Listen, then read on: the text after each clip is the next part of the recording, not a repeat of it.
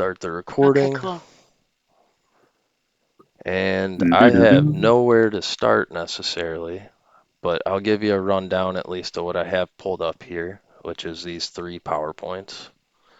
They Wow. aren't It's a labeled lot. anything, like it started off as something and grew into much more. I mean, other than this body one, kind of is all Oops. just different parts of the body here.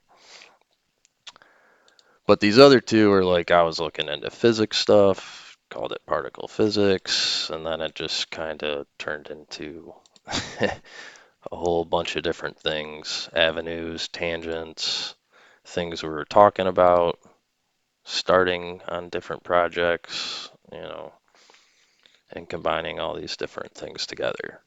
Like your stuff with the world and East India Trading Company versus our 20 modern companies, big tech, some other crazy things. Oh, this is when I read the Greenland theory, and this is kind of how he breaks things down in the whole book as far as how the language is all contorted and manipulated in different ways.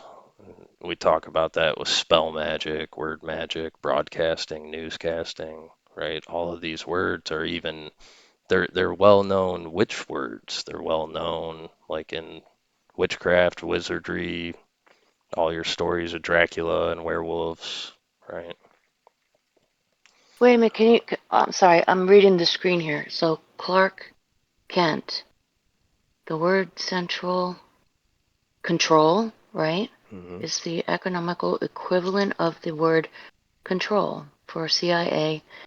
It's in the. I told you I'm like slower, so I'm like Yeah, that's fine, just trying Salty. to get all the information. Um. And that we'll delve into this stuff more. I'm just trying to go through Oh, what you're I've giving got an here. overview. I'm sorry. Forgive me. Please go ahead. I'm sorry. Yeah, so these go on and on. Look, it goes into like here's stuff for the Bible and the Sator Repro square and the one and the zero. So like that's what I'm trying to say is like these PowerPoints aren't put in any particular order. There's no like these have been over the years. Some slides were created together, some were created years later, years before. It depended like what we were Oh, talking okay. about. Some of them are from discussions that me and Silas had years ago. There's a video that would technically go with a few of these slides. Like here, this is talking about the octoad um, and the monad structure, and when we were looking into gematria and all the numbers and different things that pop up. And it's like today I really Mm. wouldn't talk about a lot of this stuff any more than just like, yeah, we kind of went down this road and looked into these things, and there's a lot of connections that can be made, and there's a lot of fallacy out there too of other people who show you this stuff. And that's where, you can kind of look at it as like, well, anyone can use this information for anything. So when someone's claiming to be a decoder, what are they really decoding for you? If they're not teaching you the key to the process, then they're becoming that authoritative figure that they're speaking against. You see how that's kind of ironic? Mm. Um, so yeah, and then I got this one is probably more of it's very symbolic, filled with symbols. I know Mehdi and Silas said something about the sun. So if anything, I would start with something like this, I guess. Where you got Okay. the sun, kind of put some Star Wars stuff in there, just because that's what they give you in modern media, right? They talk about Death Stars and projections and all of the ideas and everything that floats out there on a mass scale is done through major media. And major motion pictures are going to be, they have the most funds, they have the biggest organizations behind them, they're seen by the most people, at any given time. So, if anything, most of your codes and symbolism and everything that's expressed on the grand scale of everything is going to come through like your major politicians and speeches and stuff, and then major motion films or TV series or anything that's coming out of your TV, right? That's the Mm. projector that you're looking at. So in like this particular slide, the reason I put all this stuff up there is because your eyeball works that same way, right? Cameras and Yeah. TV and everything was developed based off of how your eyeball works. And so these Great. symbols, these focal points you see and all these cross sections here, right, in this Is there a way to picture. make it bigger? I'm sorry. Is Yeah. there a way to make it this put it full on the screen? Okay, cool. Thank you. Mm, I went to the next one. Like I have these images blown up too. Um, Yeah. but yeah, you see these crossings and stuff I'm talking about. There's all these diamonds and Yes. pyramids and different things that are being made. Well, that's going Right. to be the same as this symbol right here, which is the sigil of Lucifer put over a cross section of the brain from the top side. Wow. So you see how those pyramids and diamonds and all these different focal points all line up the same? Wow, that's something. Right. So that's why I look at this image here with these, how the optics of the eye work. That's where the sigil probably developed from. It was from the study of the human eye, right?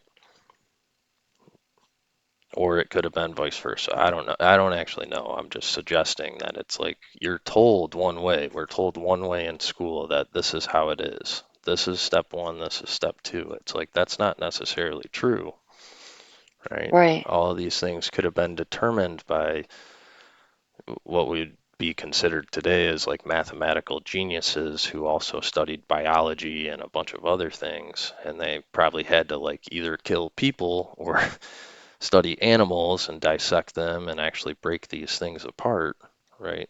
And Yeah. actually get how all this stuff functions. And I mean, if you Yeah. take the modern day person who's never killed their own meal or had to hunt for their own food and stuff, they're going to look at some archaic scientist 1,000 years ago and think he's like a Neanderthal pagan devil worshipping something. And in reality, he could have just been some scientist in the woods kind of guy who was just curious about the nature of his reality and he was seeking it out. And he was drawing Good all these point. crazy symbols like this. And people are like, oh my God, it's the sign of Satan. You know, it's the sigil of Lucifer. It's blah, blah, blah. This crazy dude in the woods who's chopping up animals and bodies and trying to explain to people how their eyeballs in their head actually work, you know. Yeah. So yeah. But beyond these PowerPoints, the only other thing I have, well, it's not just one thing, handful of movie clips here, but this folder has all these images. Wow. Big folder. Yeah, it's thousands and Great. thousands. So these presentations are going to go for years. Yeah, I'm I so could You're, excited. literally, you're listening to episode 1 of probably 2 or 3,000. yeah. Exactly. But then it's like to break all this down. So, like, when we're having discussions and I'm actively posting these symbols very fast while people are talking, it's all I Yes. need is a keyword, right? So, like, you're talking about DNA and all that kind of stuff. Well, DNA, here's all your symbols with DNA or some sort of connection or something else going on, right? Mm. So then it's like I can take these thousands of images. Obviously, with the advent of keyword search, you can find anything in a heartbeat, you know. And there's stuff I How forget about about that people like remind me of, and then I'll search for it within my folder, and a whole bunch of things pop up. You know what I mean? so what do you Wow. have on the sun? Let's see. Since it's a Sunday today. Sun and Boom. moon. Yeah, so like the black hole sun. I think this is your typical Masonic drawing. A little more elaborate though. So here's your Saturn black hole sun at the base, and then it Mm. has technically the other two would be swirling up here. So I don't really know It's the what to same make of idea as these. the. Oh, It's the go ahead. same idea as the abyss, isn't it? Hmm. But the Saturn would be the root of the world, and that which is above is the source. It's the sort of rays of light, the thing that's imperceptible, but we all sort of try and gravitate and cleave to. But Saturn anchors us to the world. Hmm. And that's just one And, perception, right? The others are the mm, abyss, right? They consider it the abyss. There's others who consider it a black hole, like an actual black hole, uh, depending on which religion or time period you're talking about, right? Yeah, I yeah, see the yin and the yang in there, and then the male and the female. Like so the poles, I guess. Does that represent the poles, the Or opposites? the sun and the Yeah. moon. So the yeah. sun's So Okay. male and the moon's female. Because they're inside of this dome here, right? This is like the moon right Yeah. here, and the sun's underneath the plus sign. And So what's the spiral about? What's this, yeah. that's the tree of life. That's electromagnetic energy that binds everything together. Hmm. And like the material plane, which is it's a convoluted statement. So even what I told you, it's like I don't believe that full-heartedly. It's just that that's the only way I know how to express it. But that's how I see it as like plasmatic waters and power supply. That's your magnetism. This is electricity. You can't Hmm. have one without the other. And you see it a lot, right? You see it in like any time travel movie, right? They show you that tunnel. Yeah. That's what that is right here. This is what they're talking about blowing up every time. Hmm. So they're saying it's like a wormhole to another dimension and we need to get rid of it, right? Well, it is technically a wormhole to the astral dimension or whatever other phase outside of the harmonic in which we exist. So they reinvent it in like something like Pacific Rim and they put it underneath the water and say it's down here. And then they say we need to drop a nuke in it and blow it up before all these monsters come up and take over the world, right? And and when you say they, are you talking about like the Masonic orders and whatever? TPD, TB. Yeah, those ones, the powers that be or the powers that shouldn't be or whatever you want to consider, Okay. the Okay. cabal, the theys, the thems. Um, because I personally, I just say they and them. That's how we understand it and how we communicate the Yeah. information. What you Mm-hmm. actually think about it or what I actually think about it is something entirely different. I'm sure Right. there's multiple groups, there's many different things going on. There's probably some sort of collaboration of a singular cabal of sorts, but it's like a den of thieves. Like you're talking about the most thieving, conniving, snake-like human beings ever who have superseded their society to the very top of the structure. The Mm. way that they got there was a very, what's perceived by the average person as like a very maniacal, conniving, destructive path. So it's like Mm. those people now are all in the same little club together. Well, they've all stepped on thousands of other souls to get to where they are. Why wouldn't they step on the next guy again to move up again? You know what I mean? So you're Yeah. gonna you're gonna have a big hosh-posh of all sorts of people who believe they're the king of the hill trying to get to the next bigger hill. Dog eat dog Hmm. world, expressions like that kind of come from that sort of thinking, you know. Mm. Right. And then I like to justify saying they, as far as we don't know who they ever specifically are. There is a group of they that are up to these things. Yeah, yeah, there's So, like you said, regardless of how connected they are, what's specific beyond that, who knows? Who cares? so here this other image kind of shows this positive, negative, sun, moon, holographic projection. all the different dimensions, supposedly. So, and I don't think this is See, that's interesting. absolutely wrong. It's just in the New Age movement with certain groups and people and different cult leaders and whatever you want to call them, they've taken this and going, yeah, we need to get to this 5D reality.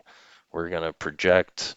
It's just like a new form of the rapture, Mm. is all that is. Like it's a repackaged and resold rapture for like the modern day Catholic Christian and whichever other groups kind of believe in that, right?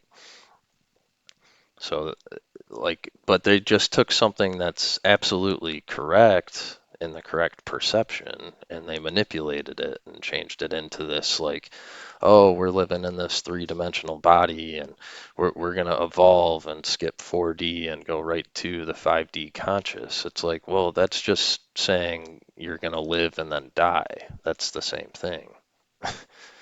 Because once you pass on and shed your 3D body, you're going to skip 4D and you're going to go back to the source from which you came, which is 5D conscious. Mm. You see what I mean? Like, it's very easy to Absolutely. manipulate these things and just say it's this way or that way. Yeah. I was also going to just mention on that as well with the heart. In Latin, it's the word is chord for heart. So you have, of course, you have chords in music, but you also have the chord and the mooring rope and that symbolism. But another thing, see with the toroid and the branch of, I guess, the electromagnetic tree on the black hole sun infographic, you have the anode and cathode, but then you have, of course, the EU Parliament in Strasbourg, which is built around Bruegel's understanding of the Tower of Babel. He viewed it like that sort of toroid shape. And of course, their anthem is the Ode to Joy. So you have the anode and the cathode, and they have the Ode to Joy. I mean, I don't know if there's anything to that, but it's always it's quite interesting. Uh, you know, Let's see, chord. That was what you said that sprung up first. Here it is. Spinal cord. That's funny. Yep, the spinal cord. And it's Well, got they a also couple of talk the other. about the astral, the cord that ties you to your astral body, right? mm-hmm. Yeah, Well, in the physical, that would probably be the spinal cord, right? yeah. Mm. That Yeah. what was that? The apex something at Yeah. the top of your spine that has the incorrect Top of your spine's alignment. the atlas. The Atlas. atlas and then the axis is Oh, below it. Atlas, is that what you said? Yep, Yes, the atlas. It's your Atlas. C1 vertebrae. So it's like that Atlas bone that would be your connection of your spinal cord to your higher spiritual essence. That cord. Do you see what I mean? How I Mm-hmm. like. And then Let's see here. I'll pull up two of these. and of course Atlas as well holds the world on his shoulders. But there's also, if you look at some of the sort of later Roman statues from the 2nd century, he actually is holding the stars like a zodiacal belt, but in a globular form, a sphere on his shoulders. So obviously the Oh, idea yes. is that our mind is the star. It's the heavens, if you will. It's the upper chamber, the heavens. It's the gateway to heaven. This right here. This portion Gotcha. is the gateway to heaven. This is where we exist. And this is the root of all creation from the primordial waters or abyss or whatever you want to call it. Mm. So with your spinal cord, it's like that's the physical cord that sits, at your back. That would be like this cord right here. So your feet and your legs are rooted in the abyss, and then your head would be equivalent to up here. And so And that's this reminds me of the YHWH symbolism for man. It just reminds me of that because the way you're speaking, that how it represents each part of the body, the head, and then the legs, Where and is that? This one? yeah, the tetragrammaton. Yeah. Right. And here's like the firmament, and here's Earth, here's the surface of Earth. This would be your connections to the abyss. This is the upper, your head, astral plane, space. All right, that's like small. There I you know, go. I know I have better ones of these though. I just don't know what they're labeled as. Probably man or something.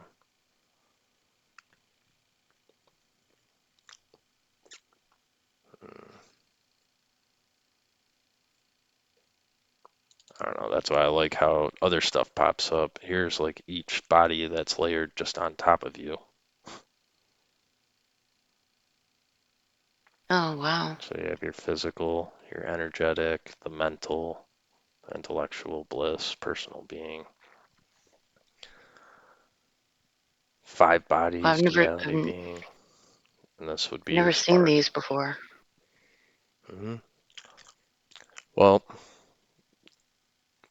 like I always express that I'm always speaking in symbols. A lot of the times it goes to the numbers because the numbers are the most basic. And one thing I found is like 7 is the critical one, right? 7 days of creation, 7 days of this, 777. It's the scythe, it's the scepter, it's the cutter, it's all these different things. The So chakra, right? the 7 chakras. chakras, yep, 7 days of the week. So septenary, yeah, there it is.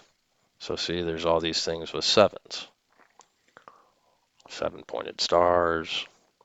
Now, obviously, Mm. there's the Yeah. 5-pointed, the 6-pointed, the 10. There's all the different things, but our creation and the way that we have everything broken up really relies on 7. So not only is there 7 days of the week, there's a 52-week calendar. 5 plus 2 is 7. Mm.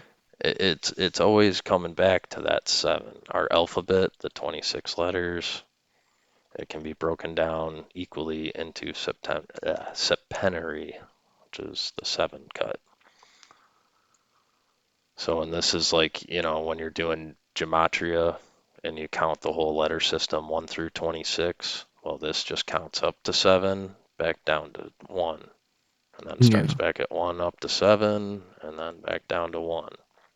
What is can I stop you for a second? What is Yep. that T in the triangle up above there? Because I know that's the uh, Mason symbol on the other side, but on the right side, the triangle on the top Yep, with this the right here. T in it. What is that? Yeah, what is that? This is the tetragrammaton, Oh. the T, which is the last letter of the Hebrew alphabet. That's why it's so significant. This adds up to 22 because the Hebrew alphabet is 22 letters. And Mm. 22 divided by 7 is equivalent to pi, right? Mm. 3.1415, Yeah, etc., yeah, yeah. which is how you measure circles. This is all about circles. It's all about motion. And that's what, even how this breaks down, these are all half circles, right? You put the G and the T Mm-hmm. together, you get a full circle. So this is like the same thing when we're talking about the sun and the moon being positive and negative, female and male. They're both halves to a whole circle, right? They Yeah. make completion. So, and I always thought this was significant because the first time when I ever saw this, I mean, of course, like the pi and the circles and all that's very interesting, but first thing I thought of was the GT 500, which is like one of Ford's most notable Mustangs, right? And Ford But tell us why. itself. Well, Ford, Because I'm not I don't know that much about let's see if I just have cars. their symbols. I, I was going to mention as well, see on that T or the Tav, that was also one of the most, well, it basically was the national symbol of the Minoan civilization. It was Hmm. called the Labrys, and it's the double-headed axe. And it usually was right at the top was an eagle, sort of in the center.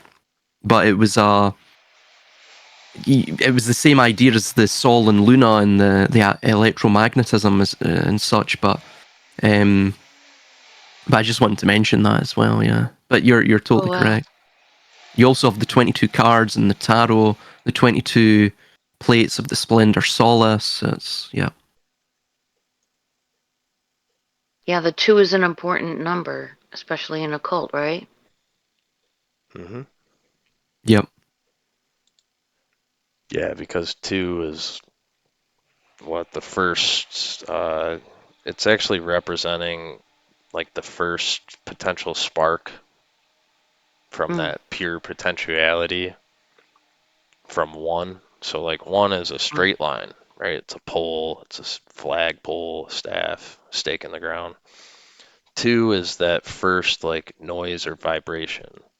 So like literally this curve right here. That's supposed to be like a curve of sound breaking apart the 1 from its initial formation. Mm. So and then 3 is like the antiderivative of 2.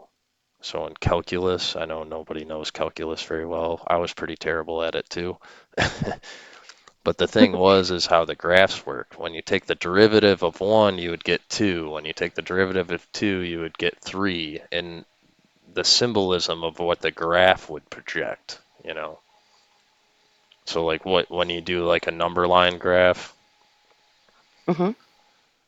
and these are the symbols you'd see, they're parabolas, right?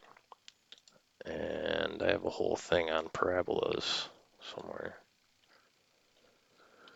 Right. It's another one.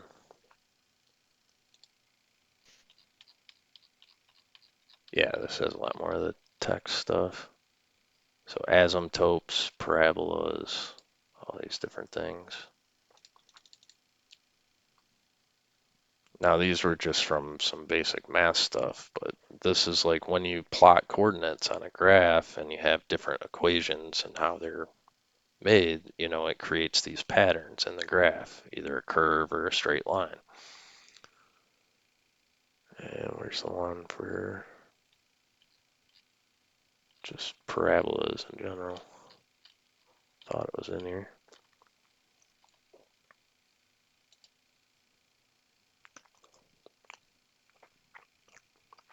See, and this is like Pythagorean's theorem that's mapped out, Mm-hmm.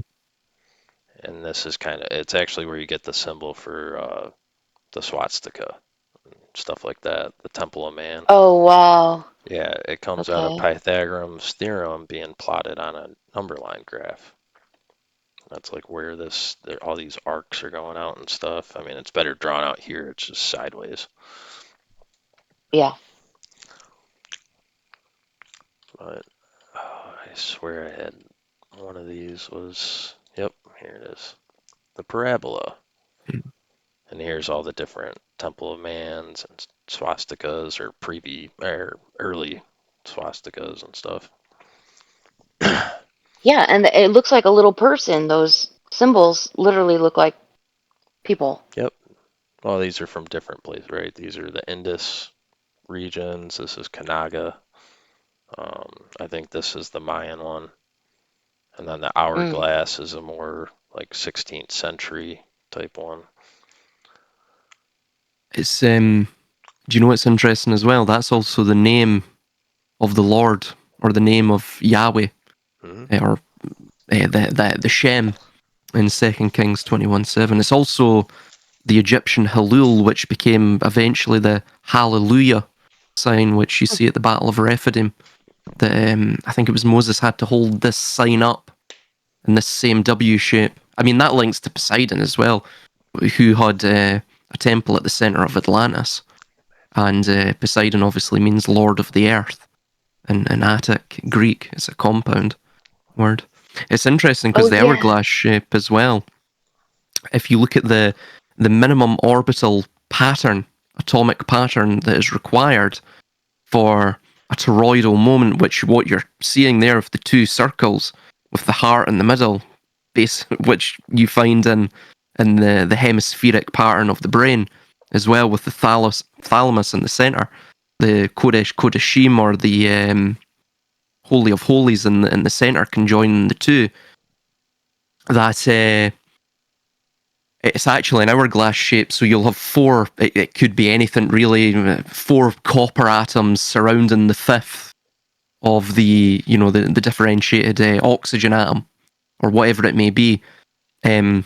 You put that through I forget what the reaction's called. It establishes a toroidal moment. There's a guy called Martin Fleischmann who did work on that, and basically it links with the toroid, exactly what Regan's talking about. So it seems like they're encoding in this symbolism some sort of they're philosophizing about it, but they're encoding some sort of technical ancient knowledge of electromagnetism and, well, basically cosmogony and etiology. Where did the cosmos come from? How's it built? What's its architecture? They know this. Hmm. Mm. And it's all about breaking the atom and finding the root foundation of creation, right? I mean, in modern times, they're talking about discovering the God particle. Right. 30 years ago, it was about mapping the human genome, and 30 years before Hmm. that, it was about mapping the human mind. So it's like these things have been projected, but when I say those phrases, what most people understand that is that they've already done it, for one. It's something that can be done. And number two, they explained it in a totally different way than what its actual applicability is in, life as we know it. So it's like when they said they could map the human genome, they talked about being able to clone people, right? That was the whole thing with Hmm. it. Mapping the human genome, I don't think had anything to do with cloning. They were talking about wireless connectivity. They were talking about connecting to the frequency by which each person's DNA resonates at. That's what mapping the human Right. genome was truly about. Oh, wow. Okay. But that's what I mean, where if you talk to anybody about it out in the street, your neighbors or something, they're going to be like, oh, yeah, did they end up making more clones after Dolly? Right? Like, that's all they're going to be concerned with. Right. But yes, Silas was absolutely right with the toroidal and the heart. Um, and I think our heart actually functions that way. I can't remember the doctor. It was like the doctor who unfolded 1,000 hearts, and he was trying to figure out how it actually works because the heart organ it doesn't look like this, right? It doesn't look like this shape. Like, Right. that's not the shape of the heart. And I did That's this. actually the 22, isn't it? Yeah, It's the two it's the twos two like two. facing each other. Oh, that's right. They're like the two twos facing. Yeah, Yeah. here, I'll show you the twos together.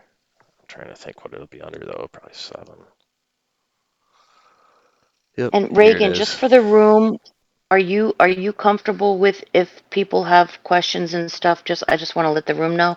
Are you comfortable people asking, or would you rather us wait until you No, let me know how you want to set the I'm pace? perfectly comfortable with people butting in, cut me off. If you're Okay, cool. tripped up on something, I'd rather you like just stop me and we can talk about that rather than ramble on into whatever and you're completely lost. Okay, cool. Thank you. So, but yeah, here's your two twos together with the heart, right? Yeah. I mean, and then it's got these lines coming out. If you cross them over, it makes a fish. Your Jesus fish in the middle of the Vesica Pisces. Vesica Oh, wow. Pisces. I never noticed that. Hmm. That's what both of these are. Here's your two threes put together. They make the butterfly, right? The monarch butterfly, MK Ultra, da da da, Yeah. which Yeah. is your King of Swords. Which card is that? That's one of the minor arcana. Ah, okay. That's, yeah. And then sevens combined to make the Holy Trinity. And that's why, like I said, with the sevens, I think seven's always a very important number very important symbol. Oh yeah. It's the vector, right? Most symbols actually have 2 or 4 sevens in them. Like the Chevrolet bow tie is actually 4 sevens. It's 2 vectors on top of each other. Hmm. Hmm. What about Reagan? What about the 8 when it says messiahs? Like, why is it saying 8 messiahs? It's And like, saying the kings here. These are the minor arcana, as Silas pointed out. oh, okay. So there's 8 of them. Hmm. Yeah, and then that would go with that whole Ogdoad right here. The superstructure Ogdoad. Here, I'll zoom in. Easier to read. Yeah, that's like really confusing looking to me. Yeah, it's like don't even worry about all the gematria numbers here. Just Okay. this superstructure of the celestial system, the celestial world of aeons is summarized. Aeons belong to purely ideal, nominal, intelligent, or super sensible world. So this is like completely in the spiritual world, right? This is talking about the demiurge, Sophia, any of Okay. your gods of myth and mystic who were the first, right? So, and they're broken down into the Ogdoad, which is actually these 8 here, even though they're like on top of each other. Oh, okay. The nous, the logos.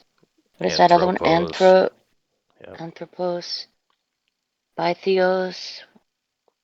Well, and And then then these where are does the it go? Does it? Decad, and this is the Dogecad.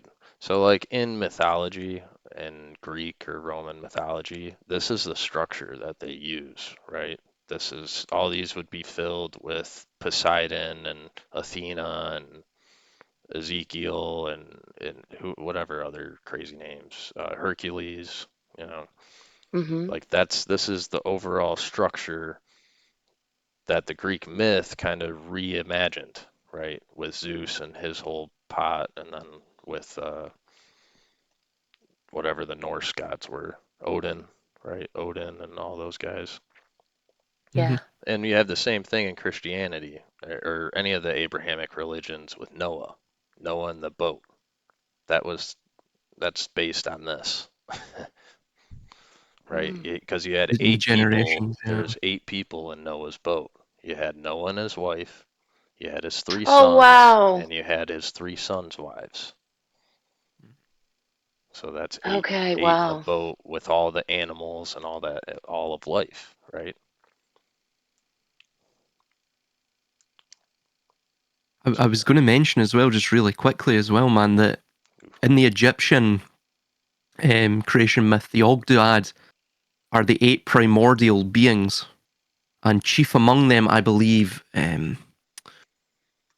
oh God, what is his name? I'm going to have to look up. But one of the other Ogdoad spirits or deities This is one, Ptah. That's what I was gonna say. That's Yeah, there's the Ptah. Ogdoad, yeah, yeah, this is the Egyptian exactly, Ogdoad right and here. the boat, yeah, yeah, exactly. So it's basically what you're saying with the black hole and the white hole is like the vortical spiral of time. Again, we measure time via space and we measure space via time.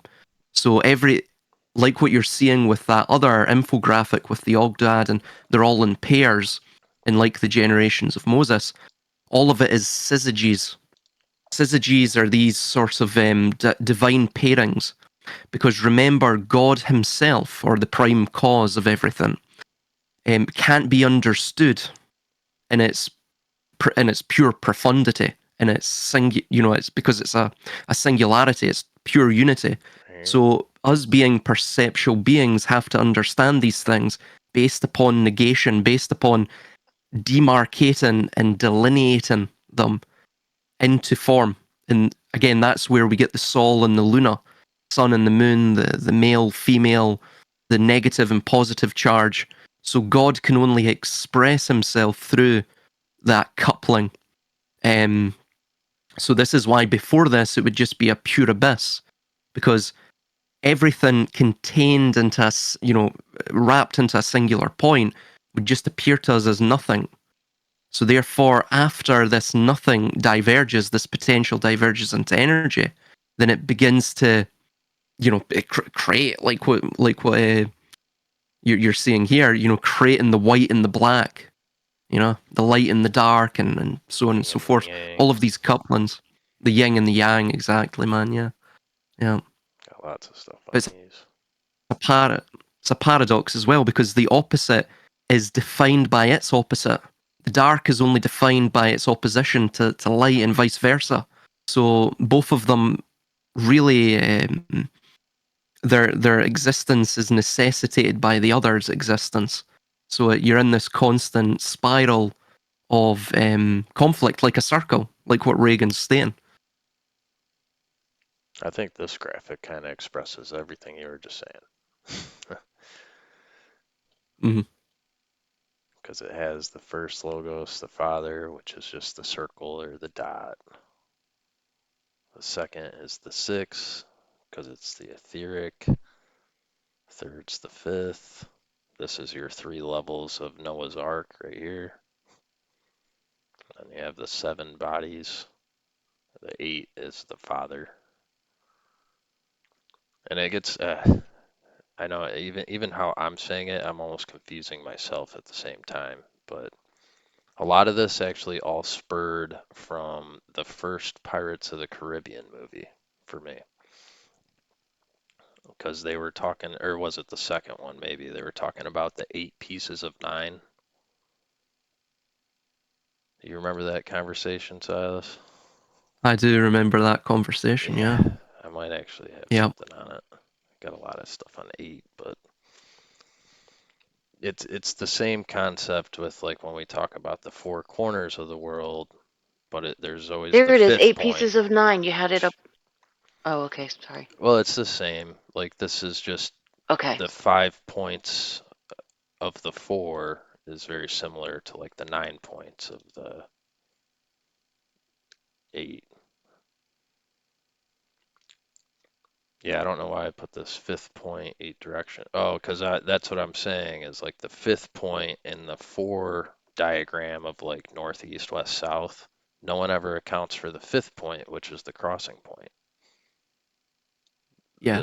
This middle point right here is your cross. You always have an extra one right there. That's what I'm trying to figure out how they labeled this 9. 1, 2, 3, 4. Oh, they skipped 5. Yeah, see, so they put the 5th point in the middle. That's why I labeled it that way. So the 5th is the crossing in this. But typically when you're talking about any shape, right, a square, a pentagram, hexagram, you're labeling how many points are around the edges, but you're never labeling the central point, which is the crossing, the vortex, the central toroid to the whole thing, right? Like we're always looking at a 2D version right now. We're looking at it from a top-down perspective. So, like, that's why I think Egypt gets brought up a lot, is because the pyramids are that. When you're looking at the top of a pyramid, this is what you're looking at, right? Like, you're going to be looking at the 4 points and see the central point in the middle is going to be the top of the pyramid. I don't know where I was going with that exactly. I just remember the Pirates of the Caribbean stuff and the 8 pieces of 9 always threw me way off until I came across these.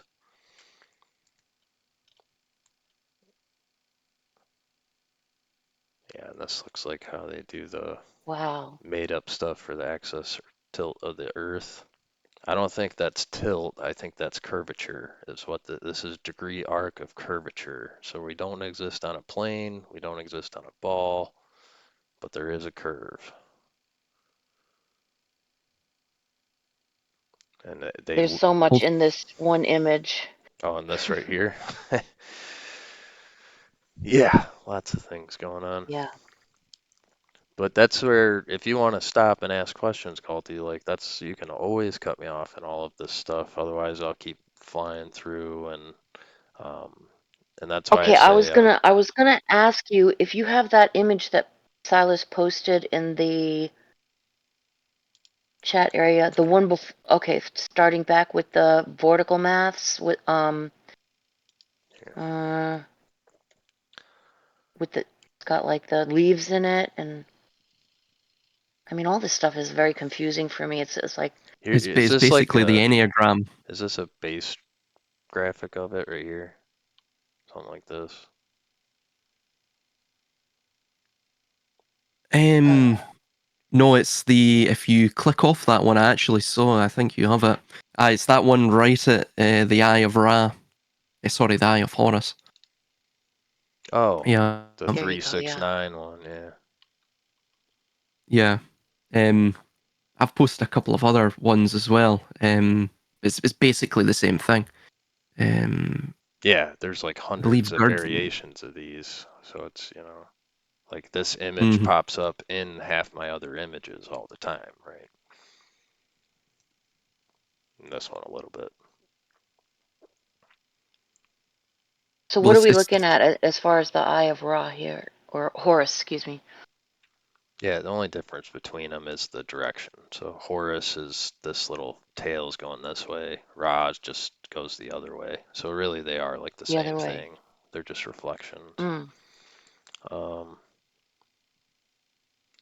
basically it's shown that the fractions of that image, which essentially is the anterior view of the amygdala and God, I think it's called basically the third ventricle, the center, the Thalamus. thalamic center, Yeah, yeah, of the brain. I It's an have that. anterior view of that, the eye.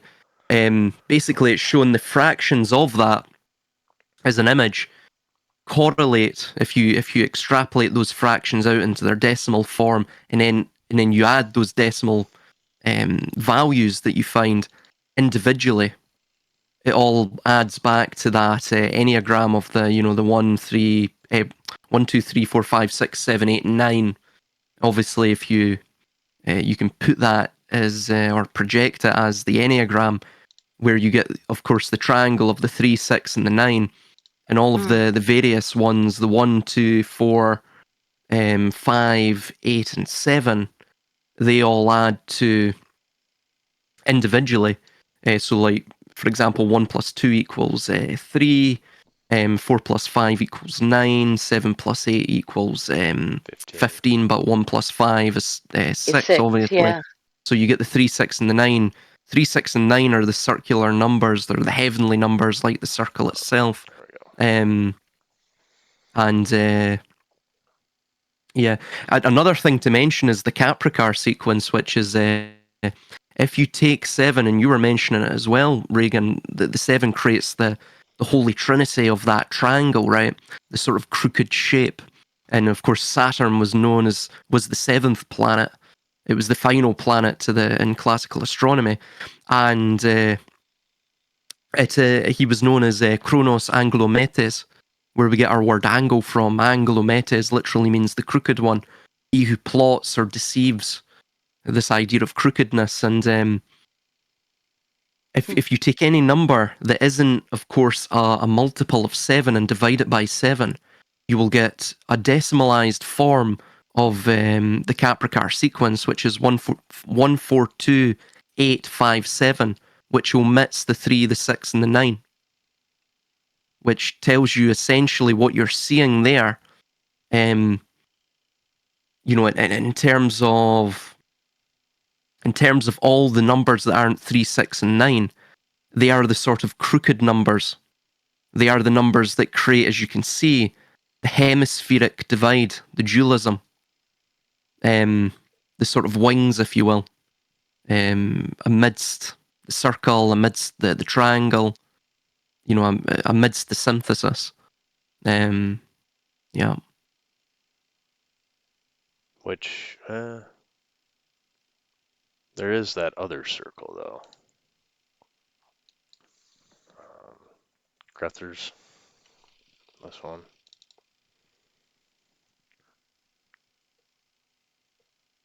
Grether's spiral. Okay. Wow. This is a lot. I know. So, the thing that sticks out though is 5 and 7 here. these two are the ones that make star patterns.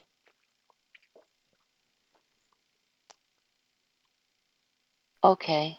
And the thing I think about with the 5 is obviously like the pentagram, and then the man, again, man standing with his arms out and his legs with the inside the pentagram.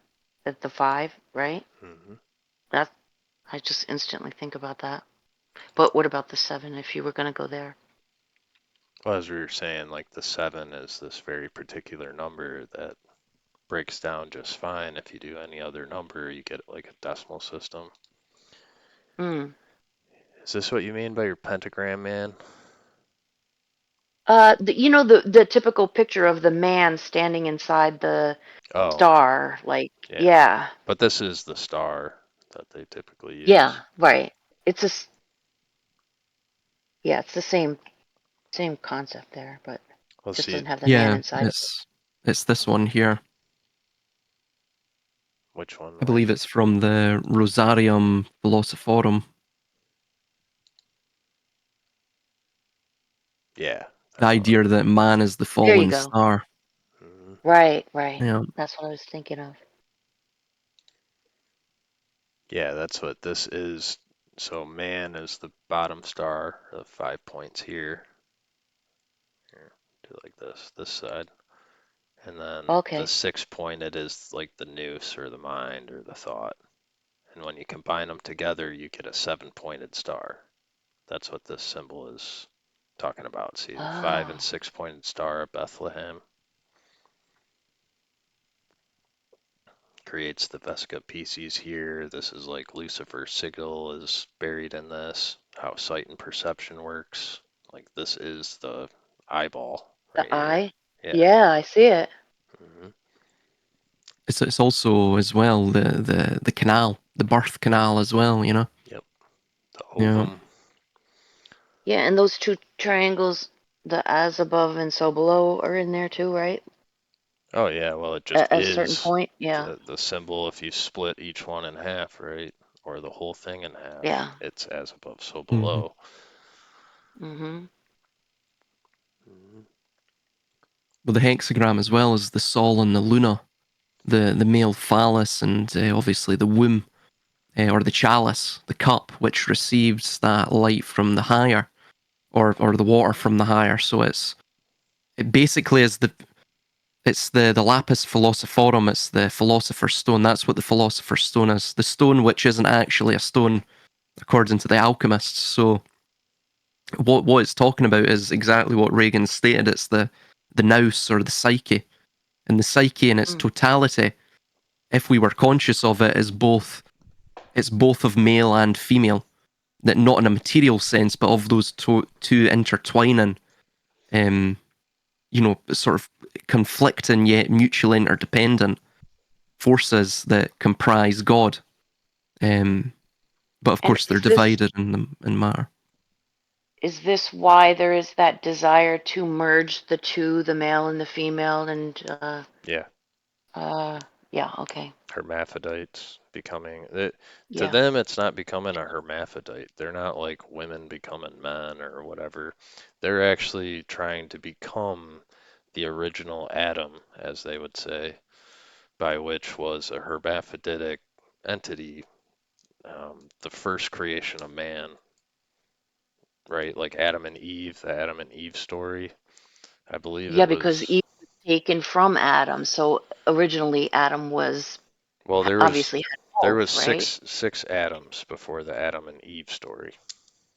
Oh boy, I don't Yeah. know about that. Because Lilith was also one of his wives originally before she was cast out, I've heard that. I don't know really much about it. but it was a different Adam. That's the thing. So it's a different story because there was 6 previous Adams to the Adam that was in the garden with Eve 6. And that's from the Zohar. from the Zohar. That's how the Zohar looks at. I mean, the Ah, Zohar says other things as well, Yeah, I like know. um, bestiality and such in the garden. Yeah, ooh, very okay. very strange stuff. But that's exact. Basically, what they want to do is become if God is the singularity of both male and female, or positive and negative. They want to become both. They want to become the Homo Deus, thus they have to become the grey man, to merge the black and the white, like what Regan's saying, Mm. So to become God, you must merge the dualism into a synthesis. That's the big plan. That's the reason for CERN. It's the reason for all. CERN as well. Even the term CERN. I don't know if you have you probably do have an infographic for this, Regan, because we were discussing it. But CERN in the Celtic language means it's cairn. It literally Yeah, means the horn. like And you have kernel. John Dee in the tuba veneris, or the tuba veneris. So it's the same idea, or the horn of Venus, the horn of the light bearer, which was another appellation for Venus. Of course, the light bearer is Lucifer in Latin. So literally, the tuba veneris of John Dee is the horn of the light bearer. And what is the horn? The horn is the toroid. It's literally it's like the pyramid as well, right? It's, again, if you think of the pyramid, what is the pyramid? It basically is the architecture of the entire cosmos put into form, put into geometric form. So the apical point of the pyramid, the capstone, from that point of that at the top of that capstone emerges all of the various, in the case of the pyramid, um, four major lines radiating down. And of course, if you also incorporate the shadows that are formed on the pyramid as well, it's 8. But again, from that pyramid, all potentiality, all the multiverses are radiated out. There's a guy called Galahad Eridanos. He's got a YouTube channel. He's just brought out this idea called, oh god, what was the video? The Secret Passageway Theory. And in it, quite amazing. He shows this. He visualizes it. It's better to visualize this. Basically, you can any point you radiate down from the pyramid, it takes that same radiating line that it parallels the outside geometric lines, and basically what it becomes, what the symbol of the pyramid becomes, is time and space, and all of the potentiality of time and space. All of Silas, the do you yeah mind putting the guy's name in the chat there so I can go look it up later? I'm sorry to interrupt. yeah, but that's exactly what Regan's stating here. Yeah, and I was kind of pulling up some of these different pyramid symbols, and as you're talking about time and space, and you can see the Gnostic name of God here. That's what it's saying, time and space. And it's talking about, Mm. you hear that phrase, squaring the circle. Well, this is squaring the circle. Yes. IAO. And the god in Egypt was Ra, at least in the end times, which meant sun. And you also have the age of Rezon, or the son of Ra, or the age of the son of Ra, or reason. Yeah. This one's kind of got a few things all put together here. Can you zoom it in a little bit? It's just really small for me.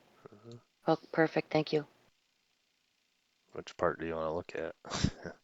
Because we Oh were well, just looking, wherever you want to start. these were like what we Wherever were you already want. discussing, right? See, here's Yep. the Mm-hmm. Eye of Horus or Eye of Ra right here. Yeah. Right. So it's like that's where those eyes from Egypt, they actually came from the cross section of the brain. So the left and right half of the eyes are just talking about which half of the brain, either analytical or creative, right? Yep. Um, I know there's actually like entire face of Egypt on behind her. Yep. Is this one? Because this has all their symbols, where they have like the Ankh is the nose here, the scarab beetle's the mouth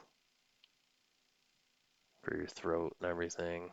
But then these two halves here of the eyeballs like are really the same thalamus in your brainstem. It's just the left and right half.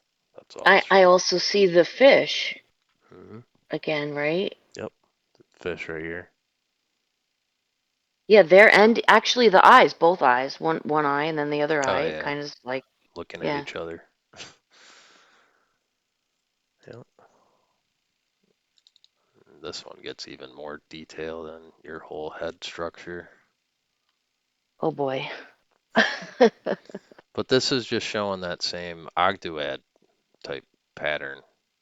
You know, Yeah, this is where it was derived from. It was derived from the minds of men. Here's your minds of men. It was literally taken from the exactly. cross sections of it. You know, your interdimensional relations of your skull to your brain, and then Mm. it's always symbolized by thought or time and space through the triangle, which is like that etherical, mystical tree of life root that we have in connection to pure potentiality, to the source, you know, or whatever you want to call it. Mm. Well, So, it's basically the same thing you were shown with the eyes, that the dualism that you find is actually, it's sort of masking, it's an illusion. The dualism is an illusion. right, That this, that which is behind, basically it goes to the point of the center, the thalamus. So the thalamus is the seat of God, and God can only express himself in the world or perceive the world, as we were talking about perception, via the dualism, which is an illusion ultimately. mhm, which this can all be expressed in the simple letter Y. Right? Y is the bifurcation. You know, it's the same as like looking at the pyramid here. This is the bifurcation of the Y. You would have your point going straight up. Mm. Here, I'll show you something that'll. Evolution of the alphabet. The Logos one's pretty good too.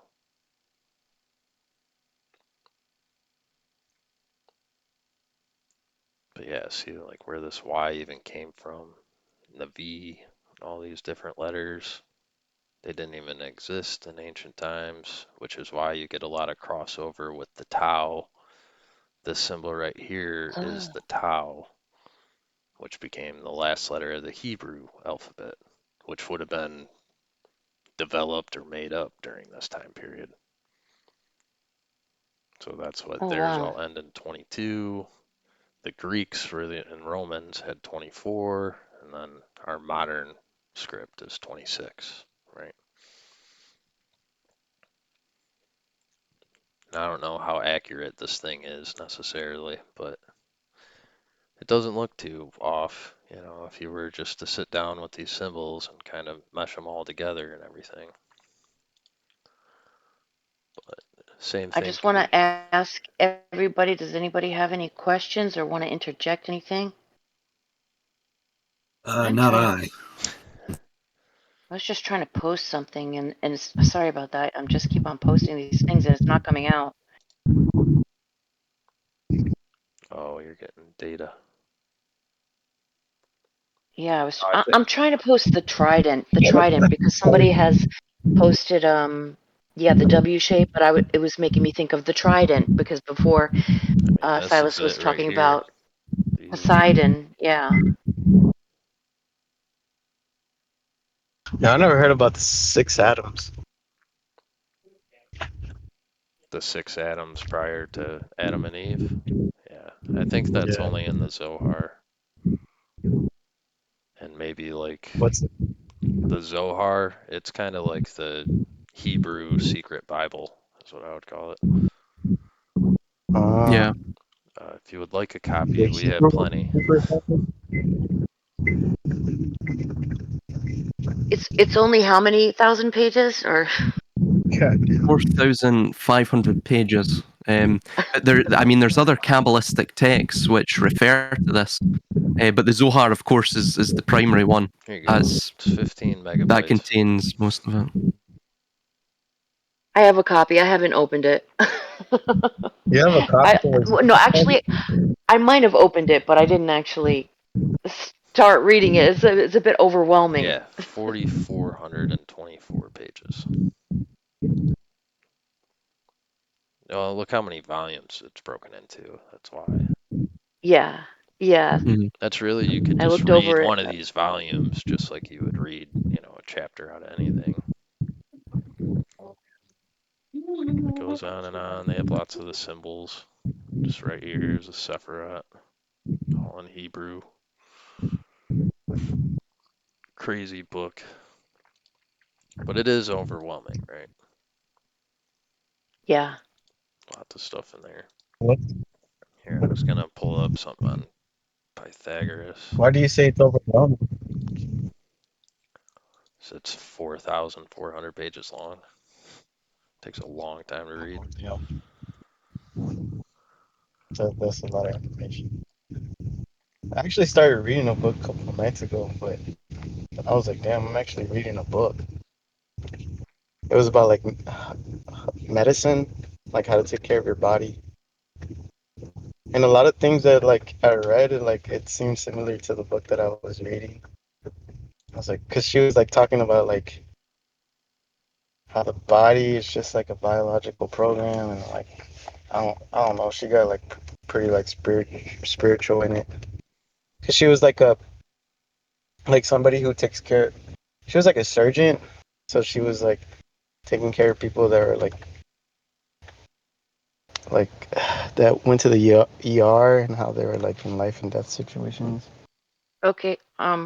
We're just gonna Sorry. proceed with the, Oh, you're good. if Okay. you don't mind, Yeah. just No, yeah. no, no. Thank you. It's cool. My bad.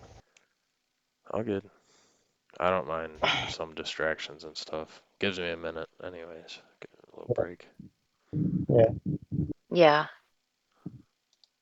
That's what, just looking through all this stuff. A lot of this stuff's overwhelming. Look how many photos there are with all this stuff everywhere. Here we go. Kind of mixing together a whole bunch of different things, but all of this is based off of Pythagoras's stuff. That's why I think they would call him the original mathematician. So, and like, I always think of Jack and the Giant Beanstalk, I think, when I'm looking at this stuff, because they're always talking about phi, and the other aspect to this Mm. in pyramid math is phi. I don't know if I can find that one off the top of my head. That would be under phi and phi. Fee fi fo fum. Phi phi fo Yeah. fum. Yeah, I was like, really? I'm like, that's where that came from? Well, that whole story is so symbolic, right? I mean, Hmm. Oh, he. here it It's is. like the Phi phi fo fum. climbs up the whatever. Yeah, the beanstalk. Yeah, absolutely. The same the vertical spiral again, isn't it? Well, and look, this is just like looking at that heart diagram, right? With phi on this side and phi on this side. See, phi is measuring this arc length right here, and phi is measuring this arc length. And with these Oh two, you wow. could Hmm. structure the entire pyramid. It lines up with the golden spiral here. You can kind of see it rolling around. And this is, Young also Oh, sorry, man. You finish. I was going to say, it's got this triangle specifically doing the relation to the Sphinx from the Great Pyramid. This is like a whole separate triangle here, if I'm not mistaken. I can't remember, but because if you actually look at the overlay of the three pyramids with this where the Sphinx is supposed to be, you'll actually be able to get these exact measurements all the same. So not Mm. only is it laid out an exact measurement when you're looking at it from the side view, but if you're looking from a bird's eye, all these things line up. And what it does is it creates like a super pyramid that's not seen. It's not built out of brick, but it's a super pyramid of harmonics in which you're generating a ton of energy is what happens when you do something like that. Like in electroculture. Anyone here studied electroculture and gardening? Yeah, I've seen some videos on that with where they use the metal The copper pyramids that they yeah, create. Yes, they yes. create it using these numbers right here. This is what these ratios are what they're created using in order to create an energy to propagate plant growth. So these pyramid structures and how they work, they actually funnel energy into a toroid. And so the exact measurements, all they're doing is creating a crystal lattice structure by which this energy is funneled into a singular point within like the center of the pyramid, which is And so they've just had this crazy. technology for growing bigger vegetables and whatever for I mean for a long time, but why is this just like it seems like it's just coming around within the last I don't know, it's 10 years, 20 years. that's what I was going to say 10-ish years. Oh, I think it's been suppressed for a very, very long time. If you were gonna sell Miracle Grow, you had to make sure that none of the farmers were getting out there and telling everyone that you could make these little pyramid structures in your gardens to create Oh yeah, large watermelons there and you go. stuff. It's always about the money. Yeah, I mean, ultimately, currency, right? That's all money is, currency, seas of the current. It's all about flow and motion. So, in order to keep the wheel turning, you have to keep the currents and the seas moving. Just a little coded in the language there, like they I say. was going to mention. Go ahead. Oh, sorry, man. Sorry, I keep interrupting you. No, no, no. Um, I was just going to say with the fee fi fo thumb, I just looked up the etymology of thumb, and I thought there was maybe something to it. My Skyrim brain was like going to the thumb, and but interestingly, it comes from the Proto-Germanic thumo, and then the Proto-Indo-European thum or thum, which is to meaning to grow. So the phi and the phi together, that positive and negative, establishes the growth phase of, I guess, in this sense, the world tree. That then branches off and creates all of these various multiverses of time and space and what have you. But interestingly, as well, with the golden ratio of 1.618. And obviously, you also have 137, which is encoded in the Bible. That's the golden section. Then you take that away from the 360 degrees, you get 323. But sometimes it's if you look at the decimalized form, it can be rounded down to 322. That's where the 322 comes from with the skull and bones and such. Um, that's also linked as well to an ancient war in Greece, but won't go into that. But the interestingly, young in Aeon, I've just finished reading that, and he called God the circle without a circumference. And what does that spiral? What is a spiral?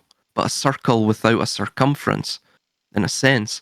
And if you were to look at that spiral and extrapolate it out, um, both to its greatest microcosm and its greatest macrocosm, of which there are none because it's infinite. The You know, asymptote it here. just it just continues for forever. So that is God, the circle without a circumference, the golden ratio. And of course, what does the philosopher's stone do?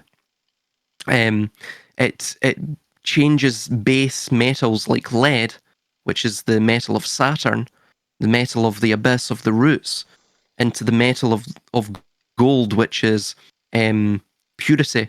It is without impurity. It is.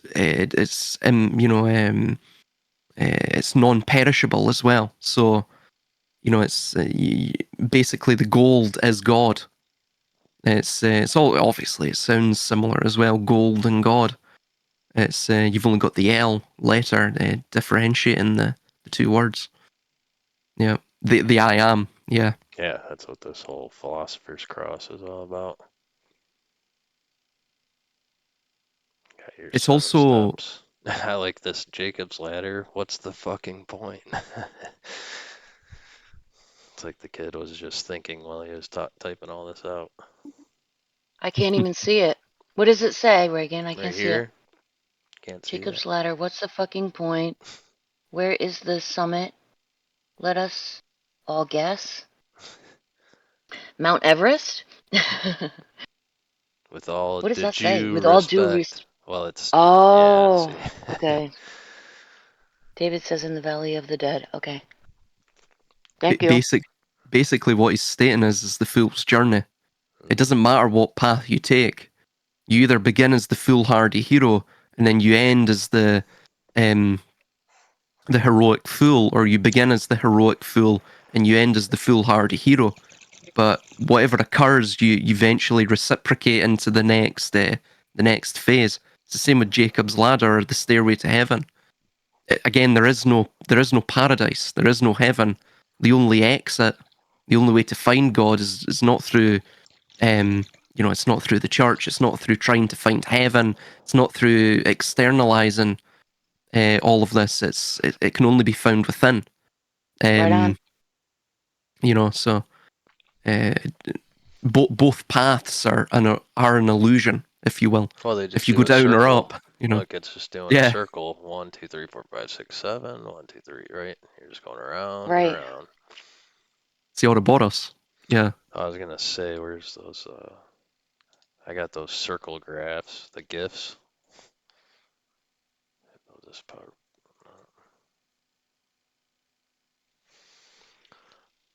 Oh, where'd they go?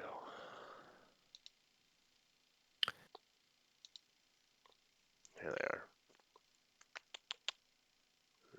Nope.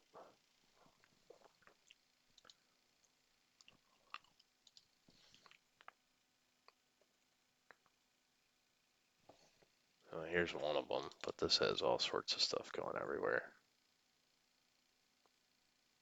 But you can see how it's like as this wheel turns, the cycles go, right? Things just go up and down all the time. Now this is acceleration, velocity, and displacement all against each other, which is like how 3D reality is produced, is through these three things turning all the time. Then there And the should be circle is the seed as well. sine That's and cosine. That's what it was. mhm. These two. Seeing the same thing as like this shows more like the waves producing the circle, right? You can look at it either way. But as the cosine's traveling up and down, right? This could be like a valley. This is the valley of the sine. This is your up. So the thing is just like this GIF constantly repeats, that's how it works, right? That's how a wheel rotates. It's constantly going up and down, left and right, whatever it's doing, you know. That's, I think, like one of the Christ stories where he's on a boat out in the ocean and there's waves and stuff. Like it's kind of expressed this way through religion because they use these things in order to manipulate people, and that's why you seed bits of truth into things so that you draw people in. That's the hook. The hook are the bits of truth.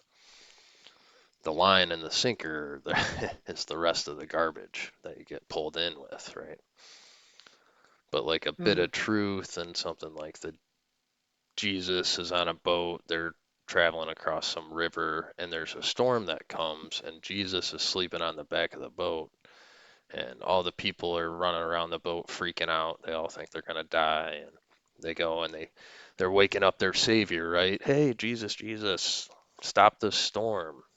And, he gets up and goes, why? Like, the storm will pass. He's like, you go through good times and bad times. It's like, beyond this storm is another storm, and beyond that storm is calm waters, and beyond the calm waters is another storm. It's just a repeating process. If you're always looking outwardly, you'll never look in, right?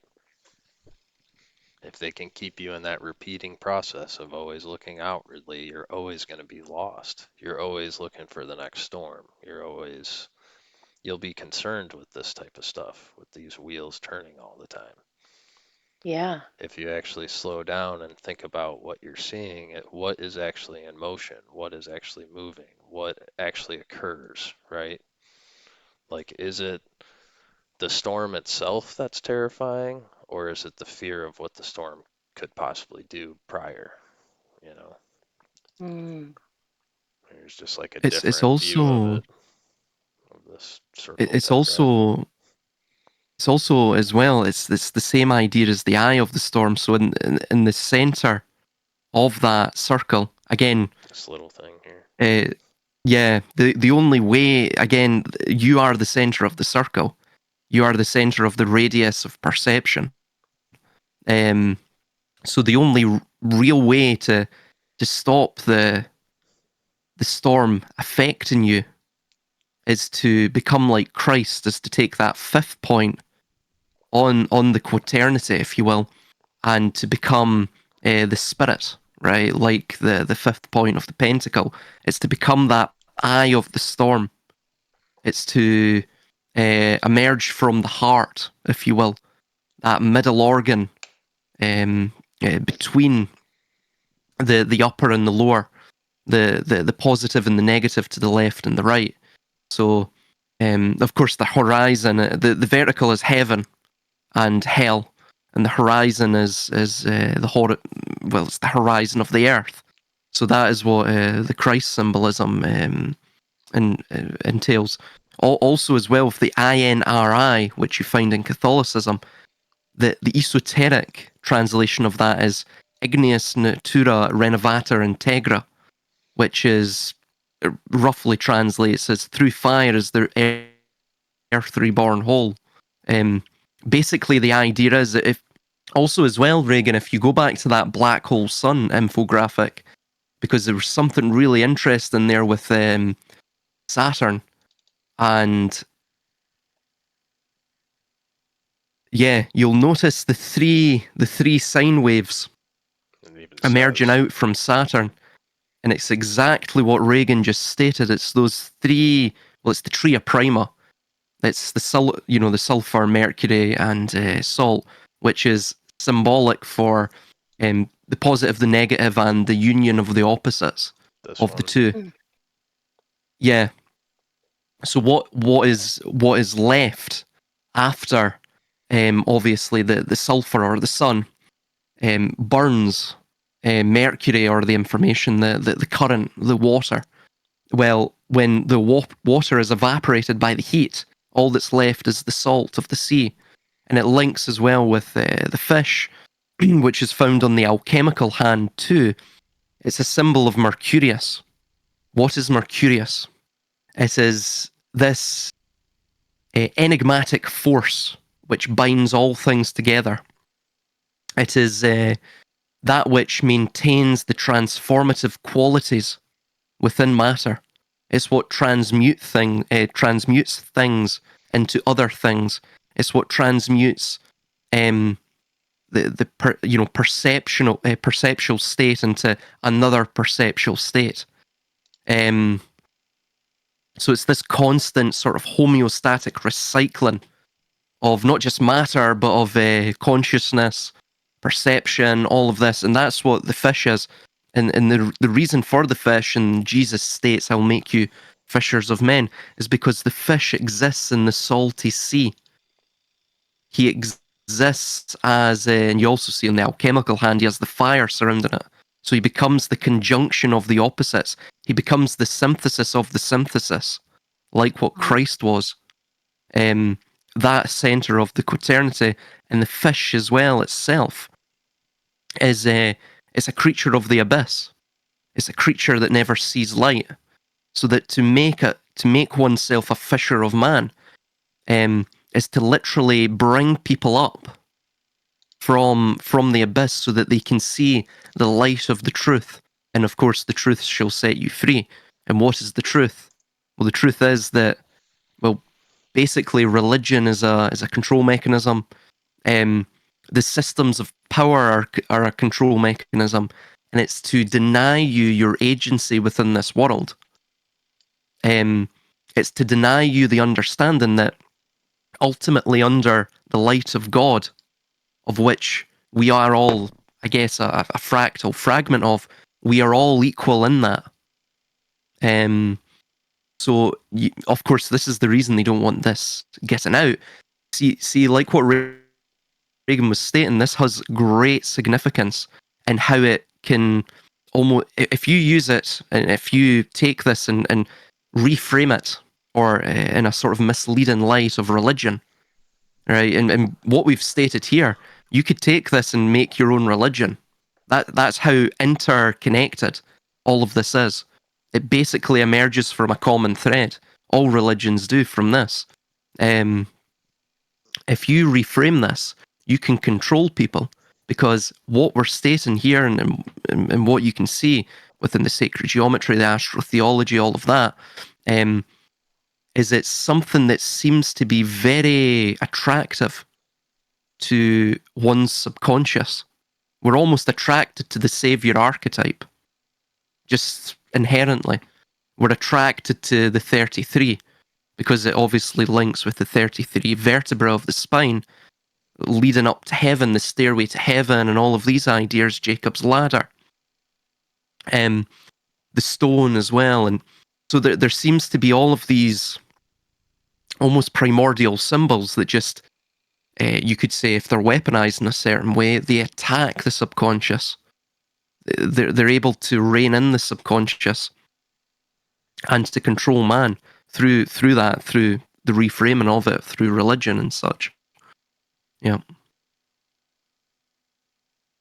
I just was pulling up some of the symbols for that. You said Inri.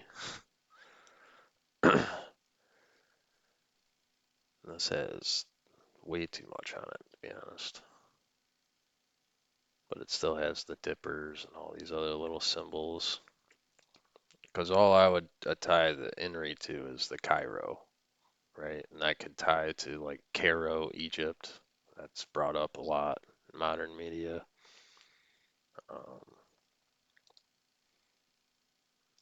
Where'd that other one go? Oh, I see. It's put in like alphabetic order. Weird. The one that you had before with the salt, it just reminded me of like the Holy Trinity, the three circles, of the Mercury and the in the triangle. Yeah, that one. Mm-hmm. Salt, sulfur, Mercury. Yeah. Energy, information, and salt structure. Okay. Yeah, so you have information gets chopped up by energy into a structure. When it's all evaporated, this is all you'll be left with. It's just structure. These two things will burn up. And can I ask you guys a question about this? Does this have any kind of relation to the story of Lot's wife as she gets turned into a pillar of salt? Absolutely. Yeah, Lot's wife. What was it? Lot's leaving the town, and she looks Yeah, back and and she turns looks into it. back. Yep. Yeah. Which is the same story as Eve and that Eden biting the apple. It's really not any different. It's just a different symbolic representation. One's visual and one's indulgent. Mm. But as far as that goes and like turning into salt, that's the same thing with the Medusa story, right? Or Gorgons in Oh, general. right. Yeah. If you Yeah. look into her eyes directly, you'll turn into a pillar of salt. But remember, you could look into a mirror and look at Medusa just fine, right? You can look at the reflection. Mm. It was all about Mm-hmm. direct, you know. That links back to Mercury, because Mercury itself, like water, you never really see water. You never really see Mercury. I know that's a probably pretty controversial statement to say, but if you look into especially Mercury, you don't see the Mercury, you see what the Mercury reflects. So within the microcosm, a drop of Mercury is contained the whole world. It's like our mind. The whole entire world, all potentiality is contained in our mind as a perceptual seed, if you will. Until we obviously interact with it and view it, and like what Regan's saying, until you break down and evaporate the duality, for thus to for therefore to emerge the sort of son of the sun, the synthesis. So yeah, I mean it's found everywhere. Even Hegel's triadic dialectic, thesis, antithesis, synthesis.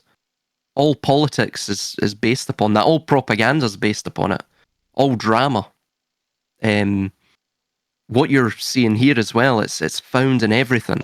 The fabric of absolutely everything. So you'll have throughout the exposition of a story. In fact, the only way human beings can really understand the exposition of a narrative is through the constant reoccurrence of thesis and antithesis, or literally problem and reaction, and in the solution, the conclusion, the closure, and in the entire narrative itself is based upon that. And it always takes the hero's journey. It always usually will. The hero's journey is the fool's journey, of course, Right. You because brings you yeah, back to the tarot again. exactly. Well, even the tarot, right? It's 22 cards, just like the 22 Hebrew letters. They all sync up in various ways. Each Hebrew letter is symbolic of a number. It's symbolic of like an actual physical thing. It's symbolic of a thought. Um, and each one of those thoughts, symbols, and everything it's symbolic of are shown in the respective tarot card by which the tarot card was created. And even like the 22 Hebrew letters were supposedly made out of a flame. So like if you've ever sit in front of an open flame, right? You can actually see all of the Hebrew letters pop up within the dancing of the flames. That's how it was supposedly written in the first place. And I bring that up specifically because, like fire, they try to tell us that there's some person who actually discovered the wheel, and there's some person who discovered fire. Neither of those things ever happen. The wheel is just an inherent thing that exists here. It never needed to be designed. It was just there. A boulder is a wheel. The top of a hurricane or a maelstrom or anything like that is technically a wheel. Fire itself, it's already existent here. It's already been an occurrence. Like it's something you can discover as in find, but it's not something that's discovered as in created necessarily, right? And really, that could go for just about anything. Nothing's ever really been uh, created by a man. It was created as a thought of an idea before this place was ever even projected. It's always been in existence. You know, the expression "there's nothing new under the sun" will always hold true because everything is projected out through the sun's entropic forces and supposedly goes into the moons or into the black hole sun, and it's a constant flowing process. And I think that's why all your great spiritual teachers and philosophers and such, like they're always speaking of the great river of life. It's a constantly flowing input output design. So like this place in particular where we're existing exists based on pure entropy. But if we lived in pure entropy with no extropy, I guess you would call it, it would eventually inflate and explode, right? So there has to be like some sort of release. So that's why I give a lot of credit to those who see the sun as like the input energy to the system that we live in, and the moon as like the escape energy. the release, to release the pressure from the system. Mm-hmm. But everything here that exists always exists.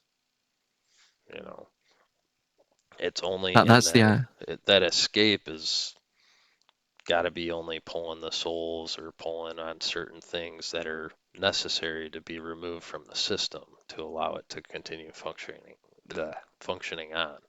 That's why I never really worry about any end time stuff. All of your height of end times eras are just great moments of extropy. There's lots of things that need to be shed and cut and rid of. And what happens during those times? Well, there's lots of transgenderism and androgyny, and there's lots of crazy stuff going on. You see an explosion into escapism. You see a high mental breakdown and all that kind of stuff. All of that's just being released out of everybody, out of everything. All that energy is being emitted out into the earth or where we exist. And it'll just be absorbed out through that release. When you get too much pressure, it's like it works like a release valve. And I think that's why you get how the moon goes through its phases. It's only releasing what it needs to release. There's something about the physics of the environment here that everything works on like a 70-30 pull, and I use those specific numbers almost every time because it is 7 and 3, 37. You know, they're very, very significant to all of the base 10 mathematics here. And again, that goes along with why I say 7 so important. It's a very, very symbolic number.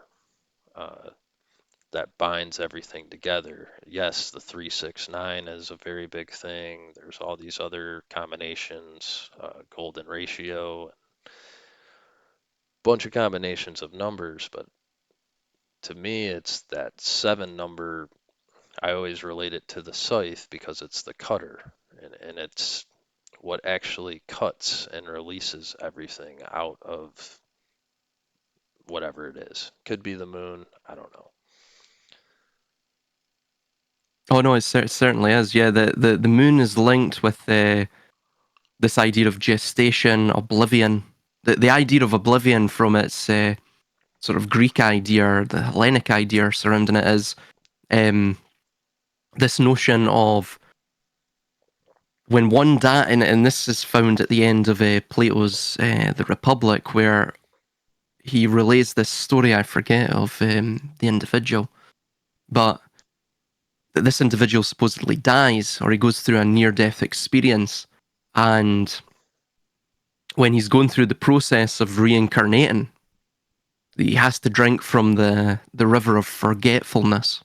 So you essentially, who you are in this life dies with you, but that which provided you the spark, it's incomprehensible to us, but that which provides us the spark of vitality continues on. That is infinite, if you will. It's the seed of perception. It's the seed of the world. So it's the idea that with the eyes and the thalamus, the eyes lead back to the thalamus in a sort of nervous system sense.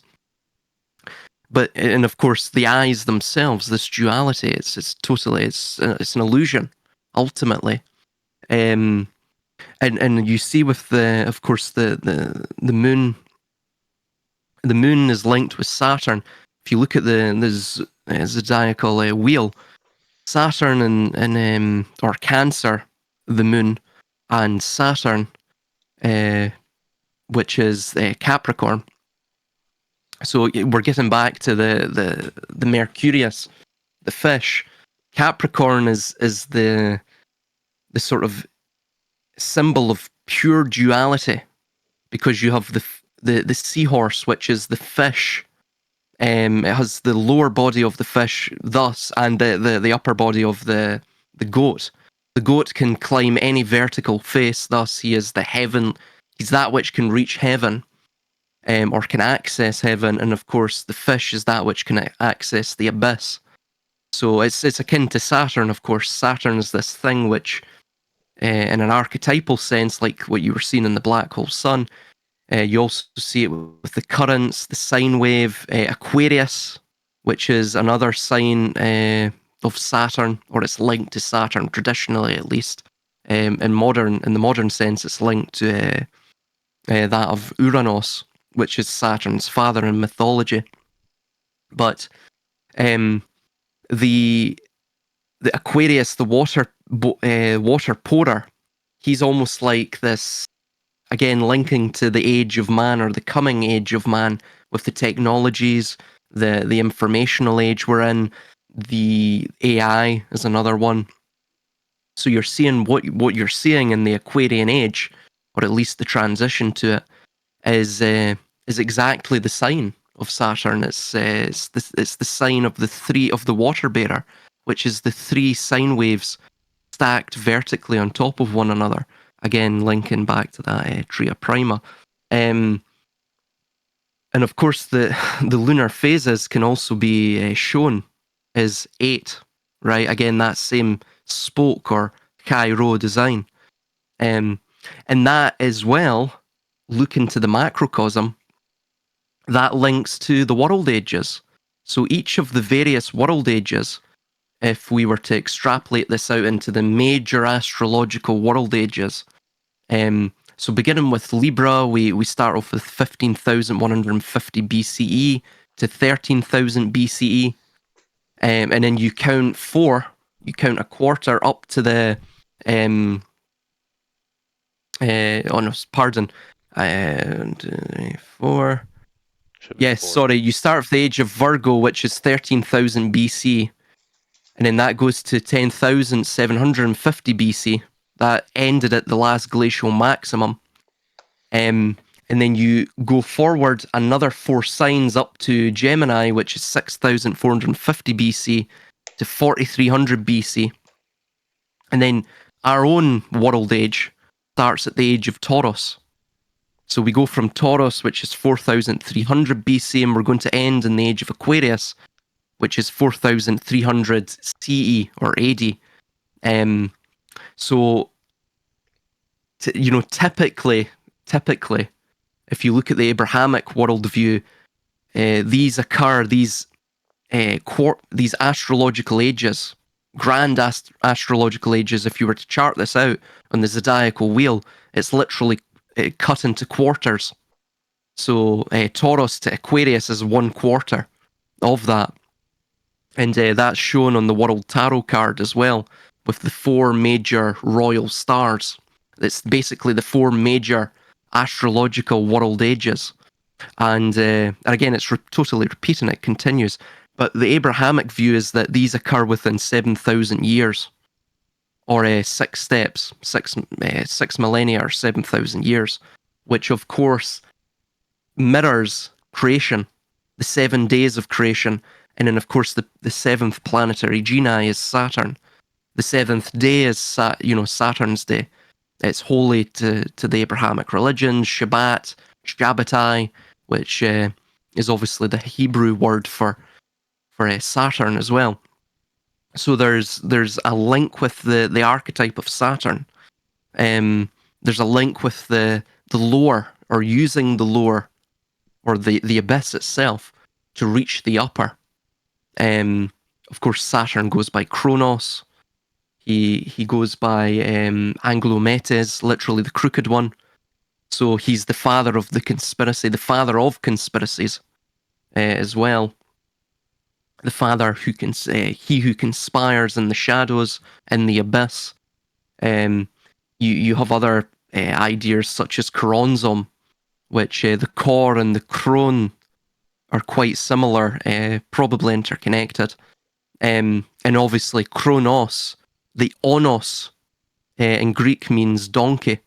The donkey is it is the sort of animalistic symbol of Yahweh as well, and of Set in the Egyptian religion, the god of darkness in the desert. Sorry, Regan, jump in, man. I was going to say the fool. I mean, the donkey. The fool, exactly. Yeah, the fool. Fool. Yeah, As yeah. shown in Shrek. Right? He was a total fool the whole time. He was the jester. Oh yeah. Hmm. So the spirit of the fool must always make itself known. It must always express itself throughout any age. And even these ideas of you see in the Abrahamic religions, I mean every one of them, and there's a few other religions that also do this, where they believe they are the chosen. So that idea may link to the chosen of that specific age. Those who have to express the archetype of the fool. And the archetype of the fool is essentially he who is sort of forced, by the white dog, which is Sirius, right? We were talking about the pyramids there. The pyramids is basically the terrestrial equivalent, if you were to look at it on a bird's eye view, of Orion's belt. Orion's belt to the east links or points to Sirius. To the west, it points to Antares, I believe. So we don't have to go into that, but it's one of the royal stars in the World Tarot card. It's symbolized as the eagle. But basically, what it seems to be indicating is that man in each astrological age, each of these quarters of that grand zodiacal wheel, is pushed to fall over the precipice, to fall across the edge, to perpetuate these cycles. And the grand game of alchemy, or the grand game of, I guess, truth seeking, is how the hell do we break the cycle? And do we want to break the cycle? Because if we break the cycle, does that mean the end of the cycles? Which Unraveling space time. perhaps. Exactly. Yeah. So that's basically what we're discussing here. That's fundamentally. And of course, with CERN, that's what they're seeking to do. I mean, make no qualms about it. They want to understand exotic particles because what they're looking for is they're looking for or they're trying to map out the fabric of reality all the way from the microcosm to the macrocosm, because they believe if they can understand that, then they can literally recreate matter. They can transmute it. They can discover the ultimate philosopher's stone. They can break the cycle. They can perhaps even recreate nature to their own liking. Become the architect of their own cycle. This is the idea of the algorithm in AI as well.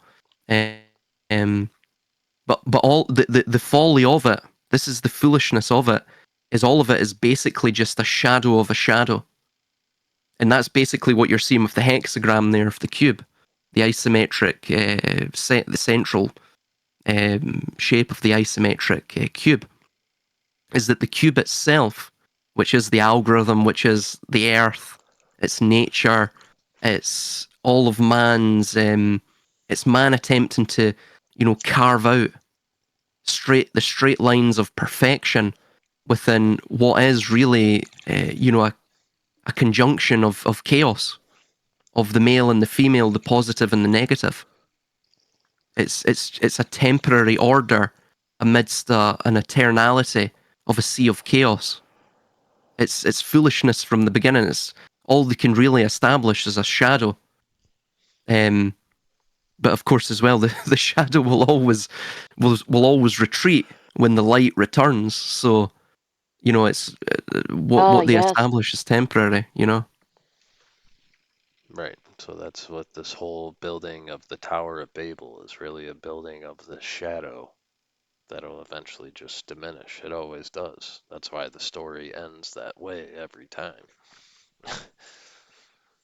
You I know. just want to say, Johnny, if you want to jump in here, Johnny, feel free. I see your comments. Yeah, I'm not going to be able to see comments too much because I'll have to show everybody what I'm looking at all the time. Yeah, no, I'm sorry. I didn't mean to I just see he's making some cool comments in the Yeah, comment if he section, wants to jump but in. maybe he can't.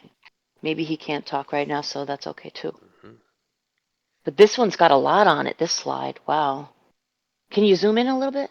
Yeah, it's a little blurry. I don't know if you're gonna be able to Oh, really read okay. these. That's what some of these images I just need to run through a enhancer, but I can always just message them to you too, or you can find them. Because just so everybody knows, like 90% of these images come from Pinterest.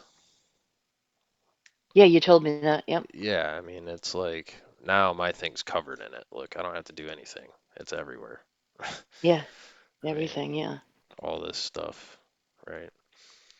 Like Mm. I saved a lot into that folder, but half the time I'll just come in here too. I print stuff out, you know. Oh, there's that W on the heart as well, the shin letter. Or was Those that are the three right here? ventricles of Yeah. the heart too. Yeah, Shut up. Yep. yeah. So that's an anterior view of the heart. It's three ventricles, the same idea. And if you look at Jerusalem, it's etched into Jerusalem too.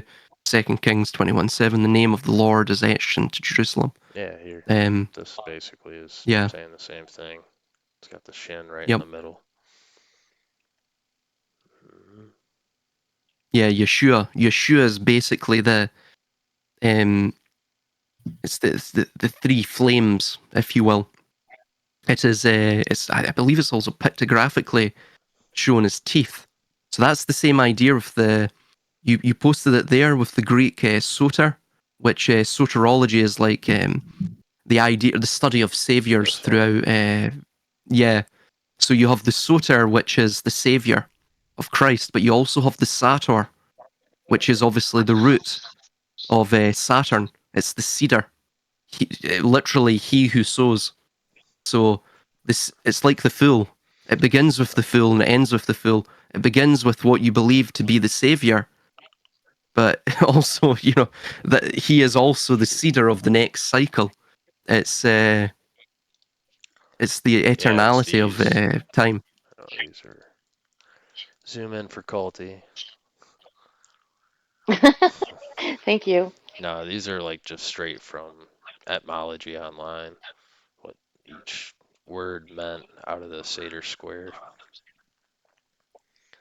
Do you, in fact, do you want to break down this Sator square as well, Regan? That might be um, Like in that's what this is basically. It's just matched up with the because the whole Inri Christ Cairo here was taken from the Sator square. That's where it comes from. This whole Jesus anointed uh, God, Son, Savior, right? They all come from the mhm, Sator square, which the Sator, being Jesus in this case, is the first stage, which is thought, if I'm remembering right.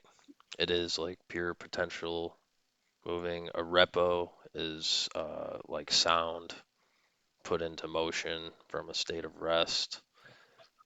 Tenet, the principle, opinion, dogma, is like the stationary. I mean, it'd almost be like Earth is your tenet, right? This is the place that was created from the Satyr and the Arepo, the cedar, right? Created Earth by planting a seed. And then tenet is also doubly as like watcher, right? Like it's oversight. So it's basically Satyr Repo Tenet is all just describing a farmer, you could say. Um, Opera, or the actual sound and vibration, that could really be related to like love, which would be tending to your garden, right? So when you tend to your garden, a lot of people don't understand that harmonics and sound play a huge role in plant growth and in seeding and all that kind of stuff. We're get we're getting a little bit of an echo.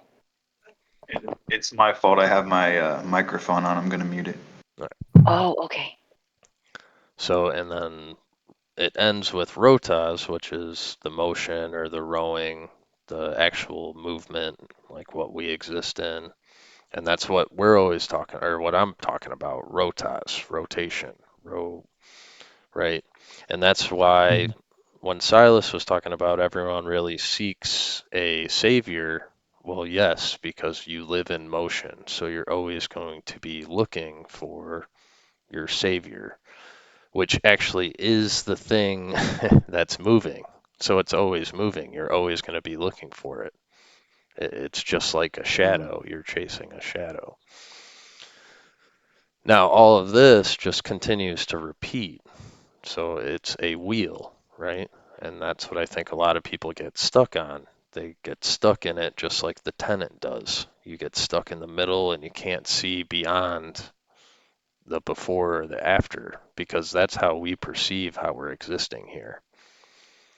And I've heard other people explain this in a bunch of different ways that all can make sense. It's just they're looking at it in different perceptions. So, like, that's where ideas like simulation theory or crater Earth theory or all these other, the matrix, we live in a matrix, all of those ideas spawn from this. Those are all what I would consider just slight delusions of what this actually is, which is just the wheel of life. Life just continues on, it's constantly going. The reason that it's built that way is it's self-perpetuating.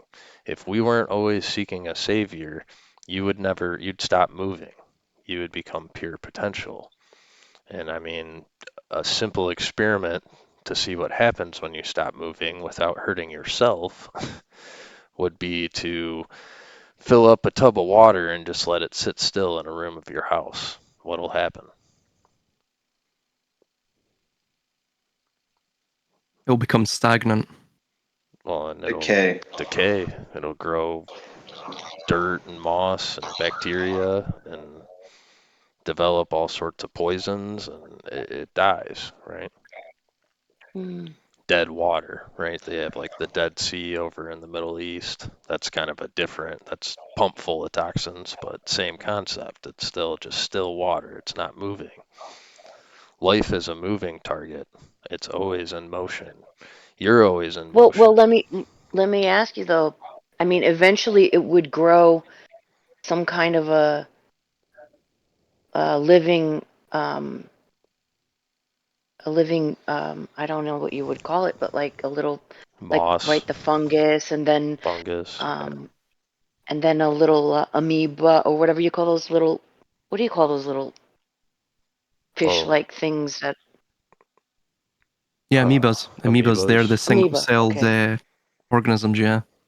Yeah. Yeah, but they're going to be growing and prospering from another motion. That's not from the water. Like the water's giving it life, but it's the motion of like the air that carried the bacteria over to the still water to allow that to happen. Mm. You see what I mean? Like the water sitting Okay. still, not producing any life.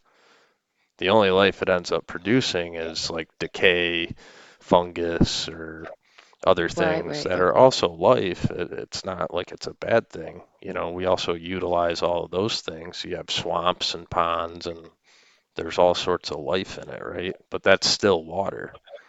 Still water Yeah. attracts those things.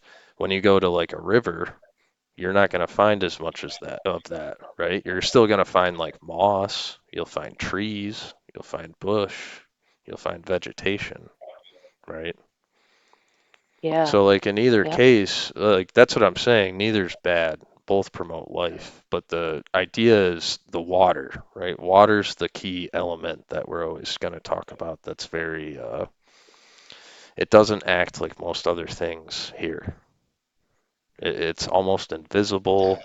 It's more dense than like most heavy metals by itself. Like at certain temperatures, like it acts way different than any other material in the world. Um, all of our measurements are based off of 1 gram of 1 milliliter of water. That's what all of density is based off in our entire measurement universe of how we understand the world as people. And that's what science has put on us and these other things, but they obviously derived it from some sort of truth and reality. So like you have to think about it in a duality. That's what always sucks. You have to look at it from both Yeah. sides, but we stand in the middle, right? We're like in the Mm. centerpiece all the time. We live in the present. We exist and perceive everything in what we consider the present moment, which is stillness, right? And that's how you get into a meditative state. That's how you pray. That's how you rest. I mean, so those are necessities to the whole thing. So I'm not saying either one's good or bad. I was just making note of like still water does this as opposed to moving water, right? And Right. one seen as in more of a positive connotation where the other is seen in a negative connotation. But ultimately, life is still being produced, right? Decay still occurs. All the good and bad comes all at once. And that's the Sator square, the circle, the talking about sine and cosines. It does come off very negative a lot of the times outside of the few positive notes, but in reality, it's both things are the necessity for propagation. They're the necessity for life to exist. Like you can't have one without the other in this realm. Like, we're not talking about in the astral or in your etheric bodies or any type of thing like that. Purely here in this dimension and how we exist. That's how it seems to operate. We haven't seen it any other way, right? I have a Yeah. quick question. Yeah, go ahead. First of all, I appreciate y'all. This is a good refresher in a lot of ways, and also, new wrinkles on the brain are a good thing. When it comes to stillness, like we know that the still waters are vibrating, that everything is vibrating. So when you work that into a perspective, in this case of meditation, the question is, would you consider a good way to put it is that meditation is not necessarily stillness, since that is an impossibility with everything being vibratory frequency, that you're settling into a particular vibratory motion of frequency, if you will, and riding that as still as it may seem, that it still is more or less a wave to exist in. Obviously there's infinite waves, so to exist in a certain vibration which we would perceive as stillness. Yeah, I That, mean, how you you know asked what I it, you mean? kind of answered it too. Yeah, that, like, you know what I mean? Because like I think that it's that ending of the wheel that is the fool's errand, is wanting to, whatever you want to call it, find the end of the wheel, which is impossible, or break the wheel is obviously man's desire to chase the Godhead, is, to find who made the wheel and break the wheel and start your own wheel. But that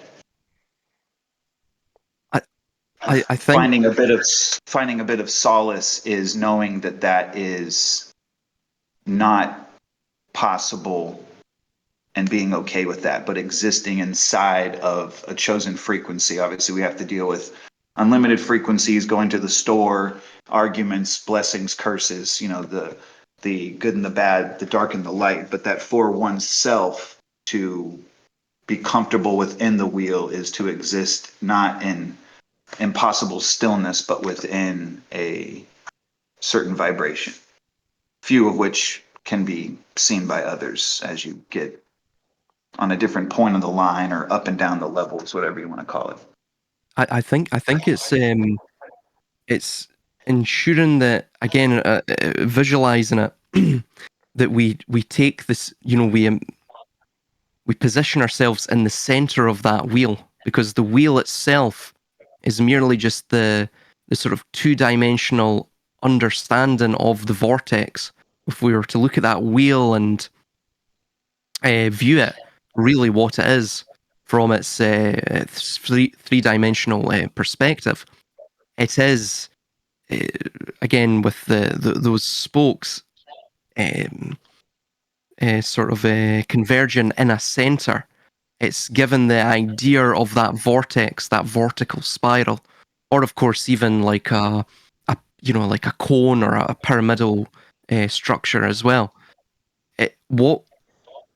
With meditation, if you were to think of it like, and I've been trying to do a bit of that hemisync, and the way that they visualize meditation and even trying to astral project and all of that, is that you have two uh, two dualist or two polarizing frequencies, like the negative and the positive, I guess, and you're trying to vibrate them to such a point where they enter a sort of equilibrium state with it. I think it's usually in the heart or whatever chakra, I forget now, but it's like you're trying to get to a neutralizing point where you're neither too up or too down or too left or too right, or you're in a sort of Goldilocks zone, if you will.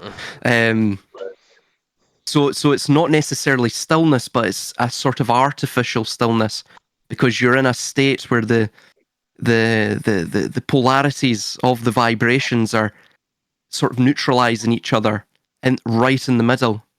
So you're not really pulled into the maelstrom of the storm, if you will. There was something I was going to mention as well, Regan, on the Sator square, and that's you have right in the center the God, what's it called? The palindromic tenet, which of course is 10, 10. And in the 10 as well as the 10 Sephira. And you were mentioning about the 3 and the 7, so 37 times 73, which are the only two reverse primes that we know of. And 37 times 73 is the Hebrew gematria value of Genesis 1:1, which is 2701. And of course, gematria only really works with Hebrew because Hebrew is an alphanumeric system. So, like what Regan stated, the numbers, the letters, are also substituted for numbers.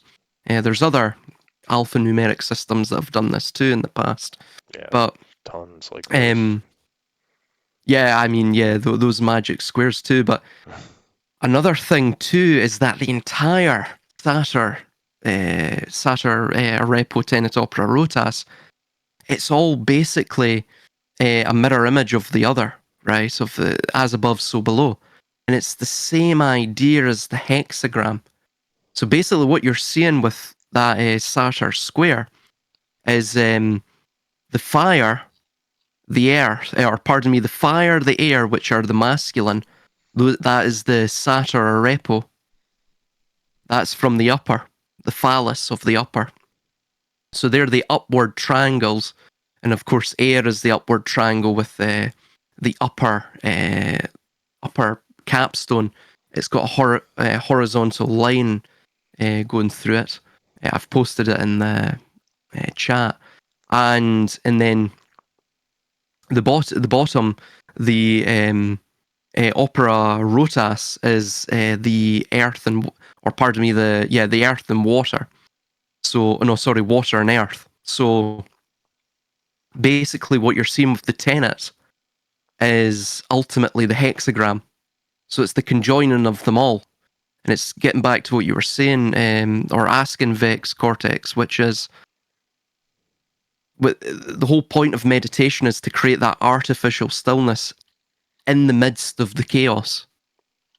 You're never going to find the true eye of the storm, obviously, within your sojourn of life. But you can find something that, is almost, it gives you a sensibility, a sense of God, a sense of the stillness of God. There's also another thing to mention as well, is that Sator Repo Tenet Opera Rotas, Martin Fleischmann, also mentioned that the Sator Repo Tenet Opera Rotas could also, where it was found in, I think that's the one actually you're viewing there. Yeah, that's from Pompeii. Mm-hmm. And it's from the Jewish quarters of Pompeii, interestingly. Yeah. So You see with the A is very similar to the Templar A font, which is almost like a unicursal hexagram, which is the same idea as the Thelemite sigil or the Freemasonry sigil, and the O's as well are all monads. They've got the dot in the center, but apart from that, it's probably to be read from right to left, because Well, what we're that's why dealing with the are S and the N are backwards. exactly. So it should actually read Rotas, Opera, Tenet, Arepo, Sator. Now, if you put, if of course, if you utilize that sequence, and then you then break it down, ultimately what you're getting is a sort of formula, for a toroidal vortex, or how the architecture of the world is established from a Saturnine perspective. So from an Abrahamic perspective, which is, Sator, Repotenis, Opera, Rotas, the cedar from A, and again, this is broken Latin. It should actually be ad repo, but they've altered it so it obviously fits in with this this little I guess you would call it a meme or a symbol. Well, they took out a Yeah, D, mimetic symbol. right? So remove a D Exactly. like a dimension. It's kind of like a Uh, dumbing down.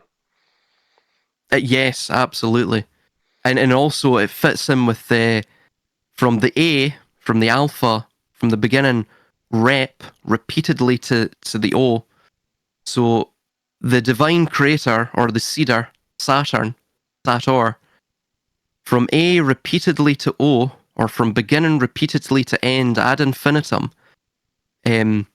manipulates or establishes the world or the wheel via a toroidal vortex, or utilizes toroidal vortexes with skill. Yeah, So, I think that's even on this, if I'm not mistaken. yeah. Yep, there it is. Rep per. This is like done more in the Egyptian version, but it's Rep and power. Yeah. So it's basically what you're seeing there is this notion that you find within the Kabbalah and the Zohar, which is their idea of, I guess, their Saturnian archetype of God, is that he established the world. He took the potential of the upper, and he divided it out.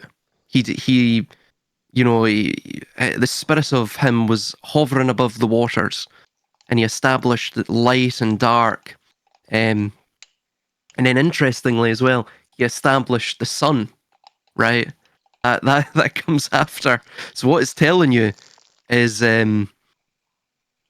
what we're sort of discussing with the light and the dark isn't necessarily just light and dark. It's the polarities. It's the literal dualistic syzygies that we were talking about, the coupling of energy. So you're taking that singularity and you're putting it into a state of disparity, which is the light and the dark. So the Abrahamic God is ultimately the demiurge. It's the craftsman. It's not necessarily the prime cause. It is the prima materia. It's that spirit which was in the void, which established the yin and the yang from that potentiality, from the prima cause, the prime cause, the God, the true God, which the unknown God, the ineffable one, who was all of that potentiality in one. Yeah, I mean, of course, there's other ways to view this as well. That the abyss mixed with the upper as well. But however you spin it, there's basically all there's pun two intended. understandings of God. Yeah, there's all pun intended. Yeah.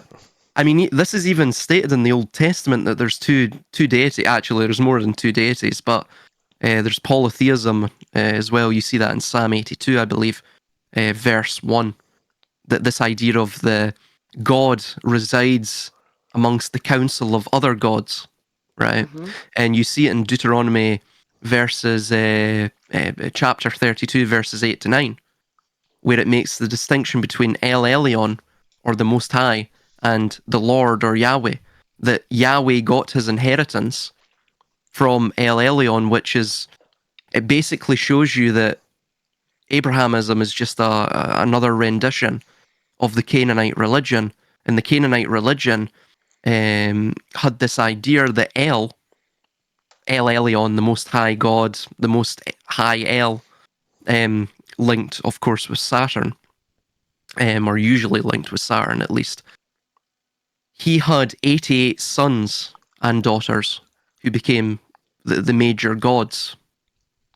Of course, that links with the various constellations and stars, the stars that could be seen in traditional astronomy. And of course, one of those 88 sons of El was, of course, Yahweh, the Lord. And what was the Lord's inheritance? Jacob, the seed of Jacob, which of course is Israel. So, which is the yeah, Earth. well, which is the Earth, yeah. Which or one interpretation, yeah, but it is the Earth, yeah. He who wrestles with El, or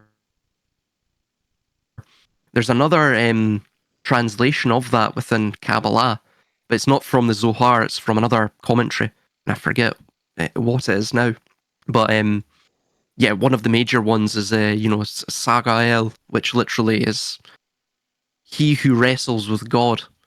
Of course, Jacob wrestled with the angel. Forget the angel's name now.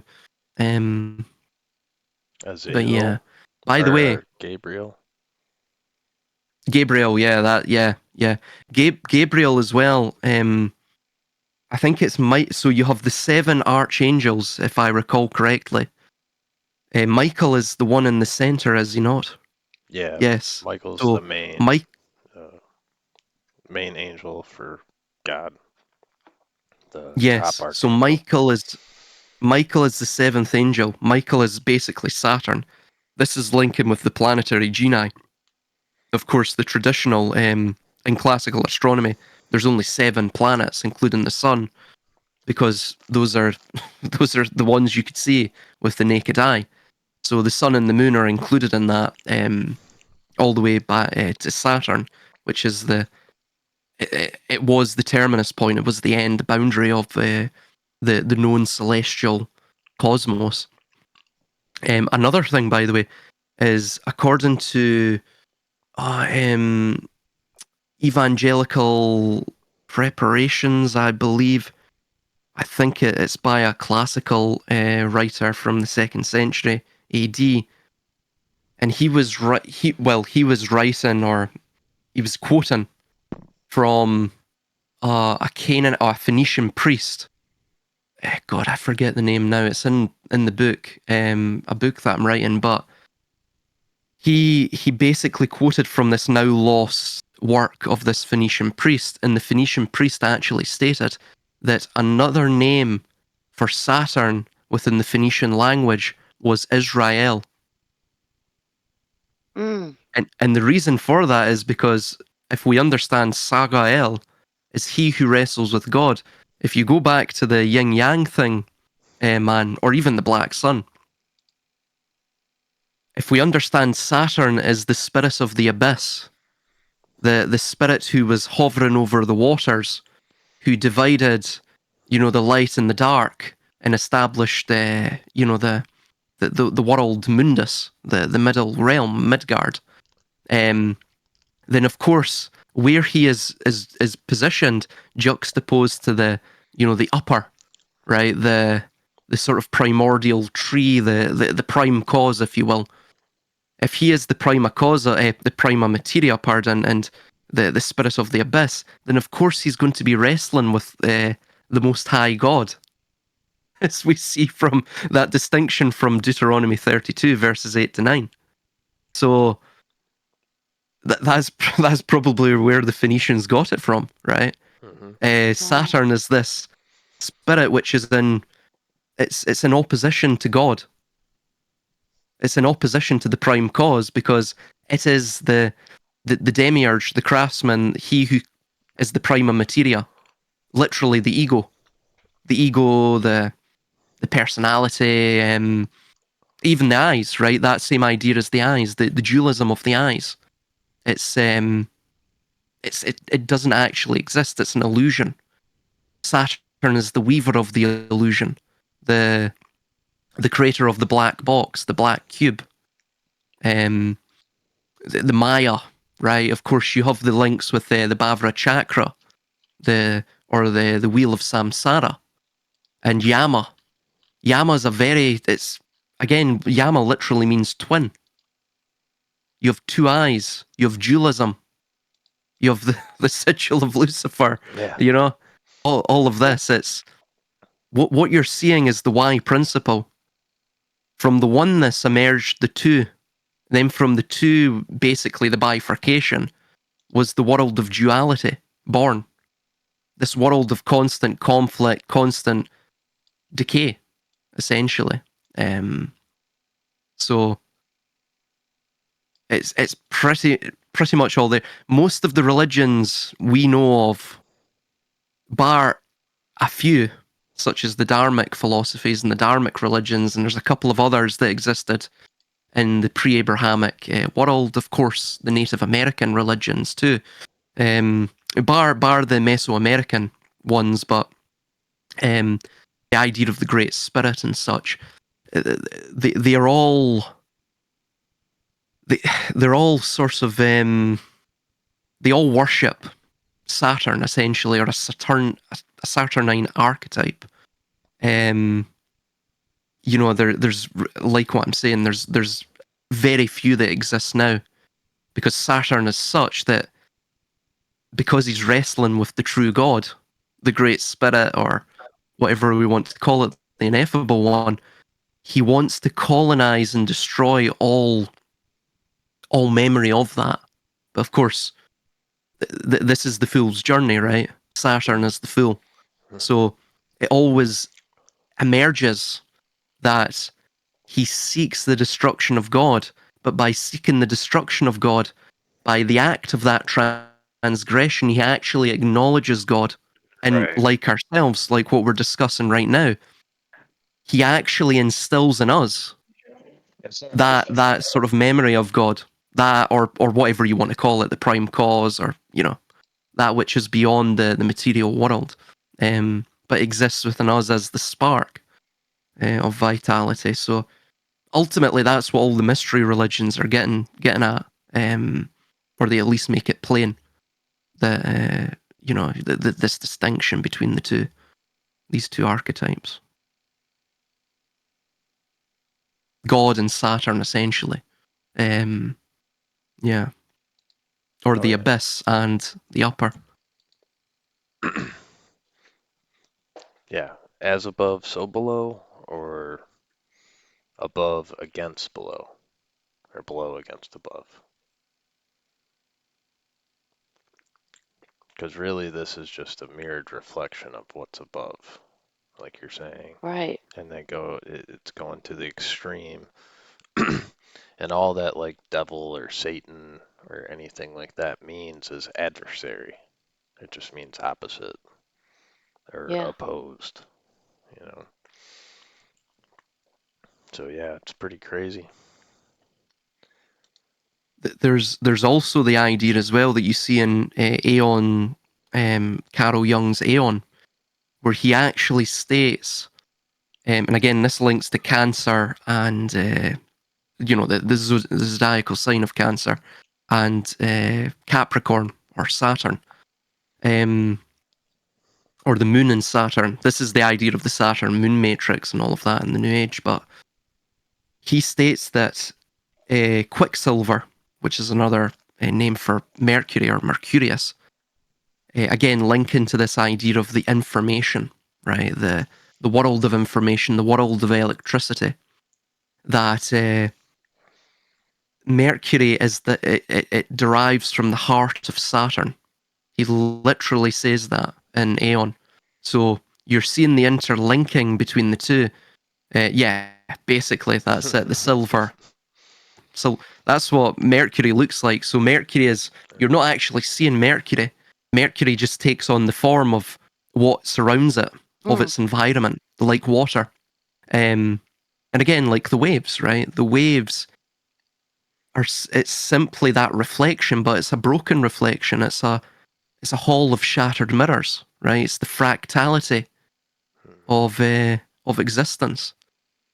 So, I mean, you could say we're looking too far into this, but the people who control you know all of this on a very fundamental level, because all of this is required to know man in the deepest, to know man better than he knows himself, essentially. And to even form a basis of psychology. So you have to know all of the, you have to know, to form a basis of, for example, psychological warfare and propaganda, you have to know where the consciousness derives from. Well, obviously it derives from the subconscious, and then that derives from the unconscious. What is the unconscious? Well, basically what we're discussing is where the unconscious comes from. It's how conscious perception is made manifest. So all the systems of power know this, because all of their religions essentially echo it, with some slight distinctions and alterations between the names and some of the parables and the way that they go. But the exposition of the symbolism is always exactly the same, never changes. Especially if the savior archetype never changes. You'll always have that death and resurrection motif. And because it's straight from the, well, of course, that's the initiatory rites and the mystery religions too. So, yeah. I think a lot of them can be summed up by this image here. So this has just about every religion on it, at least all your major ones. Right, you got even Masons, right? All your Mason symbols, they all came from the Quran or Testament, right? Any talk of Testament, it's talking about Christ. Even these symbols are used in Catholicism, Islam, Judaism, in different ways, but they have the same root meanings, And then you can see, I'll zoom in a little, but here's all the This is different, a good one. all your different signs for the zodiac, which here's the 12 houses of Christianity for your 12 tribes of Israel, 12 sons of Jacob. And then these just repeat, but they're your organs, right? They're called organs for a reason. Everything has to do with harmonics and sound, vibration. And it repeats, so it's got the 4 repeating elements going through. And obviously these can be matched up to any one of these, right? And they are. I mean, each one of these symbols has a element that it's tied to, along with each of the zodiacs. Oh, yeah. And then, yeah, here's your 12 apostles, right? And then 12 times 12 is your 144, right? You have the 144,000. That always comes up very often, which is the arc length of one of the circles in a Vesica Pisces, right? And so I think I have a simple one for that right here. Yeah, one that I drew up a long time ago. Let's see, this is 144. Oh, half of a circle of the Vesica Pisces, which a full In that diagram, is 288. Go ahead. no, in that diagram there, I can see, even though it's a bit off the path, I can see the Fantastic Four logo in that 4. It's very particular as far as that whole, like it's off-centered, if you will. The angle of the top to the downward left is off-centered on purpose, exactly like the Fantastic Four logo. It's very noticeable now with that diagram. Mm-hmm. Going into that whole, hidden in plain sight Marvel kind of a thing. Oh, yeah. No, they love to do Yeah, that good stuff. point. That's why I was You'll bringing up notice the as well, Silver Surfer. Yeah, exactly. all So, of the I mean, basically, all of all of this to the masses is just literally a never-ending illusional box in which to keep people's energies. Mm-hmm. Yeah. Obviously, to break free of that is to have nothing to control and no price tag to put on it. I mean, even getting down to like kids cartoons and stuff like that, which obviously like aren't for kids. I mean, this just seems to be a they're in it to win it on the long game as far as this is concerned, to throw up the because even like within like Christian religions, right? Like you guys have heard that like the cross, that's like an unfolded cube. You know what Yep. I mean? This Oh is all a yeah. construct, for which the mind to exist in. Because then, if we're forever only looking outward, then we dare not ever look inward. That's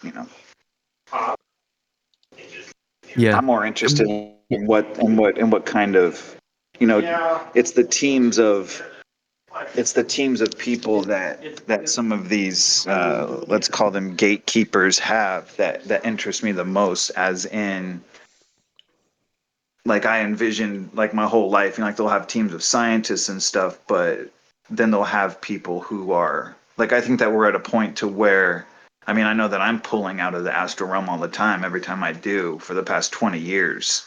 So I know that these guys, that they're pulling new things, or obviously there's nothing new under the sun, but they're pulling new to them information from a different realm into this one, right? That it, like you're saying, like they know the secrets, they know us better than we know ourselves. So do you guys feel that this started with the spiritual practice of going inward? They discovered these things, then came out of that and were like, hey, we can put a price tag on this, and obviously control as well, which is a currency in itself. Well, I have Because a now, theory I have a yeah, theory go ahead. regarding that, but I'll let Reagan answer it first if he has an opinion upon it. Yeah, as far as if this was like all planned out essentially versus just happenstance, or like I was kind of trying to get the exact question you were asking though. Do you simplify? Um,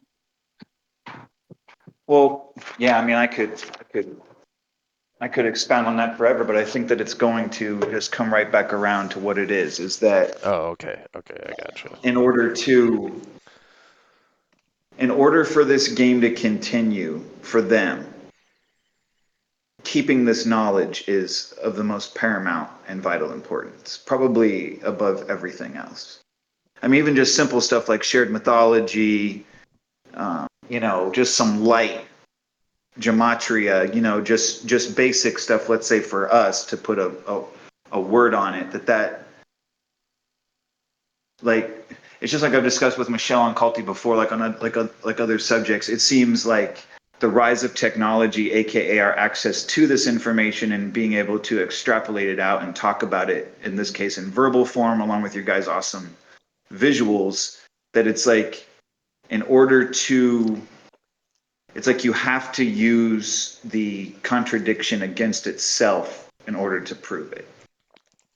Like, I know it's like wheels within wheels thinking, but it's, how do you guys figure higher dimensions into this? As in, I like personally am and have been for 20 years into the astral realm, whatever you want to, whatever you want to Label it. call that learning space, that whatever, like you build homes there. And what you guys are saying true, it is true within that realm, is that there's still just this hilarity of a duality where it's not a pure ascension space, at least in the past 20 years for me. It's still a place of duality. And I just wanted to know, even though I'm being long-winded about it, how through all this science, how you guys feel or experience yourselves personally, your other life, as in your sleeping life, or if you want to put it another way, your awake life, or asleep now, whatever, all that BS. is how their knowledge of higher dimensional information gets translated down into control on the earth, and if you guys even put any credence to beyond this life that we're awake in right now talking. Well, the way I view it is, I think, right, if we're viewing it on a purely material level, just for a second, the way this probably started, we can call it a conspiracy. I mean, there's, what is a conspiracy? But two or more people, conspiring against the majority's interests. So this minority of, I guess you could call them ancient philosophers or ancient sages, or they call themselves sages as well, with the Zohar, but stargazers probably too, right?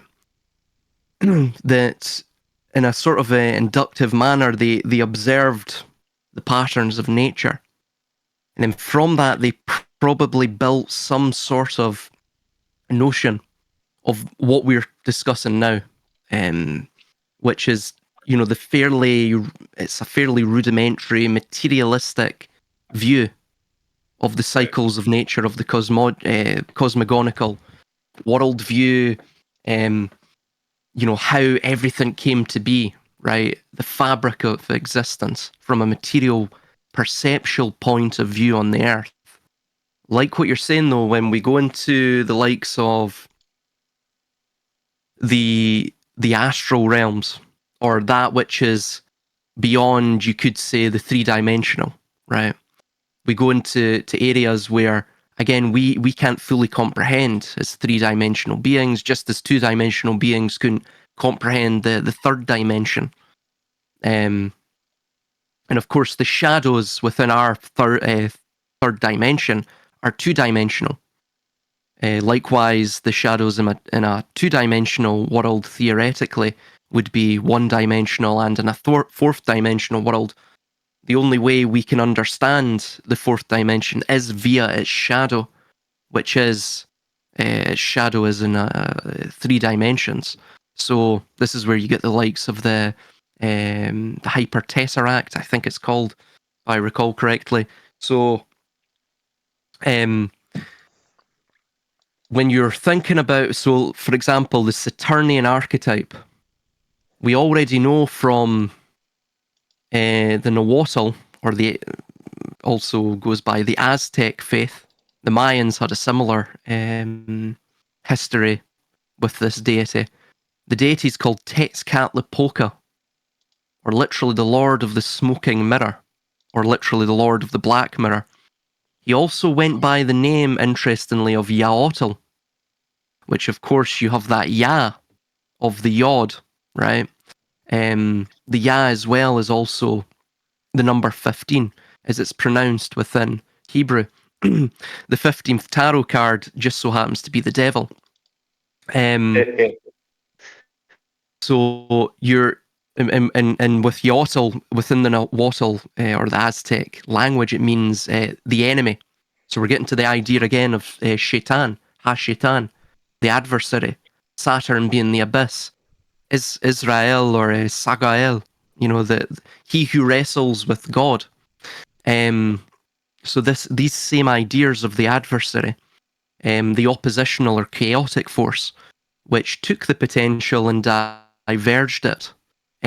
However, the Saturnian archetype itself and all these various spirits or deities or entities within the astral realms and of course any of the concentric spheres of existence, is that they are all mere shadows of the first light. Because remember, a shadow can only emerge from the light which casts it. So it's the same idea as the notion of the road to hell is paved with good intentions, or the yin and yang, right? The light is has within it the seed of the darkness, and the darkness has the seed within it, the seed of the light, and so on and so forth with throughout all dualities. It's this notion that like the character within a book or the subject upon the canvas, the creation will always seek to want to leap from the canvas and steal the paintbrush from the creator or the pen from the creator. It wants to know of the tenet, which is the logos. How can we use the word to control the creator's world and to perhaps even imprison the creator within that world? It's the same thing, by the way, you see in Frank Herbert's Dune, with not with not with the the actual main books, but with some of the Butlerian jihad stuff, which I think his son wrote, which is the notion that man created AI, but AI eventually is the shadow of man. And of course, man is a shadow of a shadow. And Pindar, the ancient Greek philosopher, stated that man is a shadow of a dream, right? And Right. of course, you have the Edgar Allan Poe thing as well. But it's this idea that the creation will always seek to subdue the creator.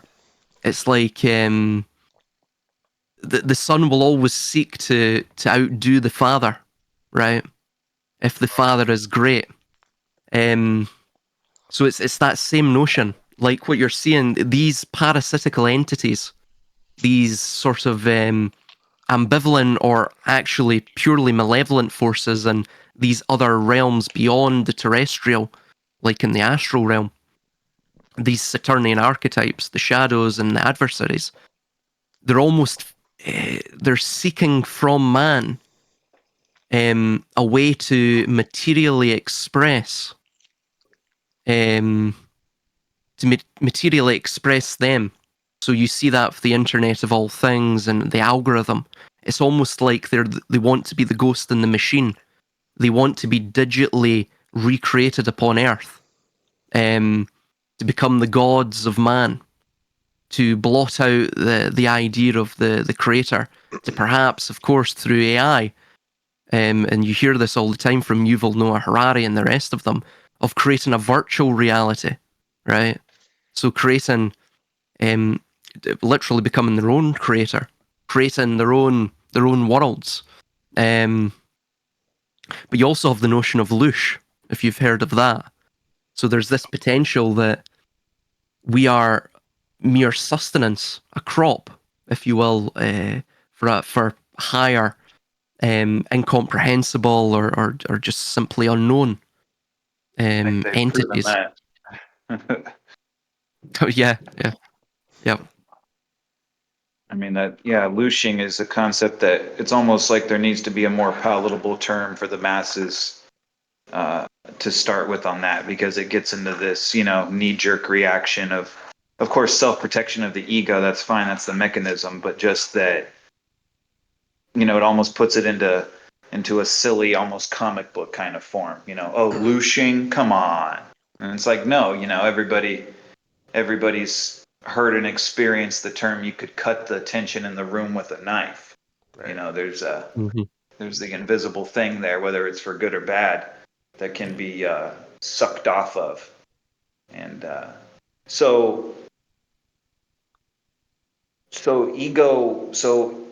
ego is what is basically the catalyst for any of this to be able to work within at least American society. I've only ever been all over America, not the world, but I'm going to just, guess that things are relatively the same in a lot of ways all over the world. In Yes. this case, obviously up and down the levels of ego, that whatever you want to call being able to manipulate that within people, is that the ego is the spark in which almost lights the cube. It almost lights the box in which people can find themselves confined in.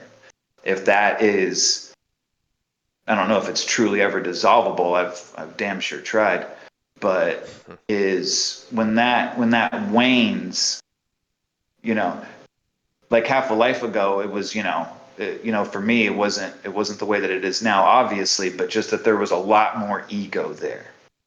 There was a lot more, let me see what I can bring into this box.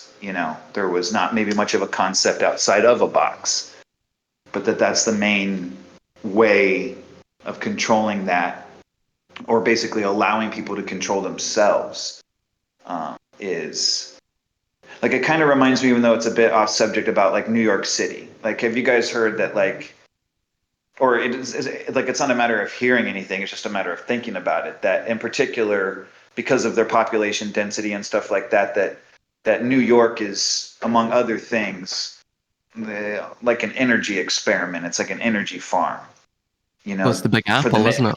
Yeah. yeah, Yeah, the like Big for, Apple, Yeah, exactly. that it's a thing where, like, what is that, man? What is that great? You guys remember the Sicilian from Princess Bride, the little guy with the high pitched voice, inconceivable. Yeah. You know what I'm talking about? I We haven't just watched them. watched that in the other Yeah, you guys Discord watched What is it thing. the this other guy's day. name? Yeah, there's a great Oh, Vizzini. Yes, yeah. there's the guy, what's it called? Okay, I remember, Dinner with Andre. Yeah, Dinner with Um, Andre. That was a good one. yeah. Culty, if you've never seen Dinner with Andre, it's this innocuous looking short film featuring that actor and another guy. I think it might even be Peter Weller. Um, My Dinner but with either way you Andre. cut it, it's this kind of innocuous looking little bit of film, where it's, just two buddies talking, but they start to go into the concepts, Oh, we got to that put it both on the the fellas, list. yeah, are talking about. It's a snore fest to the uninitiated. It's like, whoa, what the heck's going on here? But these two guys, over a bottle of wine and a nice meal, start. It basically jumps the fourth wall. It, whatever you want to call it. It Truman shows itself, where it's a work of, quote, fiction, but within it is these two guys, bouncing off of each other, just like what's going off here, and it starts to get to some pretty interesting places. Um, Cool. Yeah, I don't know. I think that, like, I like what's being talked about here, because I've been basing my stuff so much personally within my experiences within the Mhm. astral realm. After learning this kind of stuff half a life ago, I started to delve so far inward that now I'm reaching plateaus that have to be gone through, and discussions like this really help that happen. I think it's great. Yeah, I'm glad you can make it. I'm really psyched that you're here. yeah. No, and That's why I had to hold off from the videos and stuff I was doing, because, like, the fellows don't know this. I was like knee deep in making all these videos and stuff like that for YouTube, trying to extrapolate this kind of stuff, and I had to take a step back because I wasn't able to find a foundation that I was building from. In this case, with certain people and certain, coming out of certain groups and belief systems that are just bathed in this kind of control mechanism. So Yeah, I get like that as well, where you hit plateaus and um it's funny because see when you're least thinking about it, see when you or even least expecting it, things will just come out of nowhere. Just well, innocuous just things, and they spur on that sort of epiphany. yeah, it's that whole, if you focus on it too much, it loses its beam. That there's a peripheral power to, it's not cursory for real, but it appears cursory in hindsight. Like, oh, I barely even, even like this, even joining you guys on this. Like, I had the phone unplugged, it was turned off or whatever. I was busy doing this and that. And then I turned it on and it was like, oh, it's live right now. And Yeah. we all know that there are no coincidences with that there's this, little nudging that happens. And Yeah, that's all right. That's why we got hooked up, right? I mean, Right. Yeah, exactly. Like, I yeah. don't know about you guys, but I believe that if I tie my shoe 5 minutes earlier, 20 years ago, we're not talking. That, you know what I butterfly mean? effect. Like, yeah, that, like, let's say that my grandfather didn't see my grandmother and he bent down to tie his shoe and she walked right past. Would he have gotten married to someone? Yes. Would he have have children? More than likely, 50-50. Would that person have been me? No. Right. Yeah. And that gets caught up in some different concepts. But I think that this is awesome because even though this is happening more than a few times on the earth right now, there's not too many people doing what we're doing right now, or that have the information that the fellows do. And even more importantly is how to express that information. Like, what I mean? Exactly. Like, that's Agreed. obviously the biggest thing, is bringing it into the 3D, and then in this case onto a screen, into the 2D. I think that's probably the most important. Well, that's why I wanted to do this, and fortunately, Culty mostly set it up, and we talked about it. And I always wanted to get into making videos. I just hardly can find the time amongst everything else. And it takes a lot of work, I'm sure, as you know. Like, I've talked with Silas for years about starting to make stuff, and he puts a lot of time and effort into his videos. And Yeah. and I Better let late than never. and I like the videos. It's like I watch a lot of all your stuff, all these different people, and but it is one-sided, right? All you have is the comment section, and then if people are going to join your Discord and start coming in and talking or reach out to you, you'll get a handful. But like you're saying, there's very few and far between groups that are really discussing this stuff. And then even of the ones that are, there's only so many who are expressing it in a way that's digestible for most people. Um, and all these other things, right? So it gets very convoluted. I think a few of the people here, we've all been parts of many other groups who have all, they were good for a time or they were good for different information and things, but ultimately, like, they're kind of in their own little loop or echo chamber or whatever you want to call it. And I mean, even myself, like over the last 6, 7 months, I've come to kind of a standstill with a lot of this stuff. And like Exactly. these PowerPoints I have, like they're older. These are all from the last couple of years. You know, last Right. slide was probably 6 or 7 months ago. I mean, look, well, I've been editing things, so it's gonna change now. But um, I also, like, 5 years ago, I was probably reading 5, 6, 7 books a week. I was watching some 600 YouTube channels, a couple thousand BitChute, Rumble, and whatever else.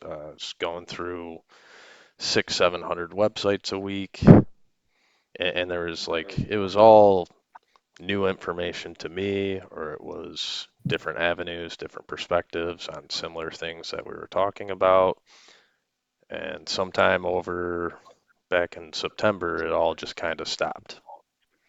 I mean, it dwindled off Yeah. up to that time, but I stopped looking at YouTube completely. I stopped looking at these other video services, other than a handful of things that are posted up in the rooms.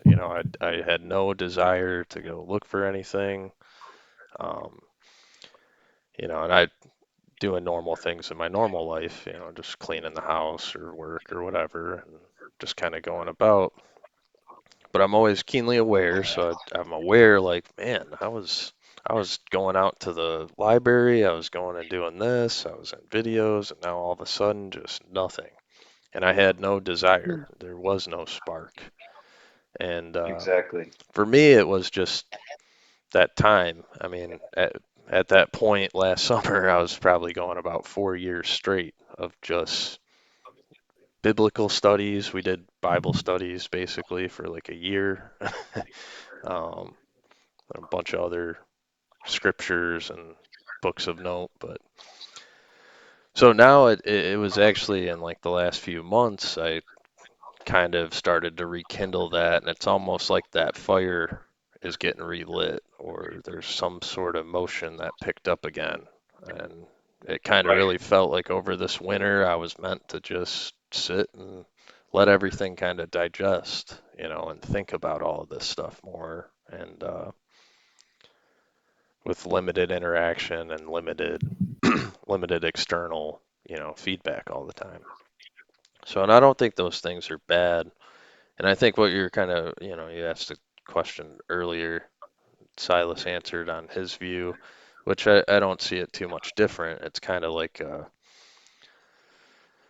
it's a mutual existence to me as far as like my dream life and my real life and all these other things. To me, it's all interconnected. We only perceive time and space in this side of things as like a material body and in the material world and stuff. So to me, nothing ever really does, die in essence. Nothing really. You do just kind of move on to this next plane of existence. It could be a whole nother existence of some humanoid life form. It could be, I don't really know. I just assume that all of this stuff just continues on. It's all conscious thought being expressed, in the only form it knows how. And for whatever reason, this is how it works. Like we're trying to figure it out being inside of it. I never assume you're ever going to be able to figure that out. If you exist within the thing, if you're a gear in the machine, like you're never going to understand the entirety of the machine. You can only understand your part. And so that's at least what I seek out myself is just to understand my own part and how things work. And like when I do this, how I present everything, I'm not trying to teach anybody anything. I'm not trying to impose things on anyone, belief systems, or any of that matter. I'm just unleashing what potential I have in kineticism to the best of my ability to express it and get it out. And as you were Right. saying, like to shed that ego. I'm Right. unleavening 'Cause my ego. right. We're just the conduit through which this is moving. It's the Yeah, acting like we created anything. And I know that you're going to get this when I say it, that you're not teaching anything. right. That you know what I mean? You are not doing anything. You are merely the vehicle through which it Conduit. flows. Yeah. Yep. You know what I Yeah. mean? Like that's what I wish were, like they would, obviously they're not going to because it's control, is that yes, the physical brain matter in our head does store certain things and do and perform certain functions. But for me personally, it's 99.999% an empty conduit for the infinite space around it through the infinite fields in which you can access. Yeah. It's not, you know, nobody taught anybody anything. They merely nudged or whatever you want to call that. There's just a slight bending of the envelope on the edge of the surface. The envelope was already there. You're just kind of pushing it a little bit further. I love it. If that information were to get out too, like think about the entire science community and history community, anthropology community would all be dismantled that day. It's over. Right, 100%. Hmm. 100%. Right. People aren't going to, and then everything else beneath that. Like, Yep. are people really going to keep supporting, rigged sports or any of the other 3D boxes that they have us in? No, they're going to completely eschew them and demand even more answers. Yep. It's, and that's what's so funny about the, like I don't follow any particular way, but I just like, taking a little bit from everything like most of us do. And I like the ancient Eastern religion, kind of a tenet of whether it's good or bad, you laugh. So there's the hilarity to me that the only way to tell people these ancient things, current things, and also that if we're not careful, that technology is going to, insert Skynet, infinite AI references here, that the only way to tell everybody about this is through technology in order to end it, in order to break systems of control that keep people boxed in. It's this, we're beyond, you guys can't ever tour the world in your lifetime on a sailing ship, and go to ancient, go to far off lands and teach this. It's, you don't have enough physical time in which to do so.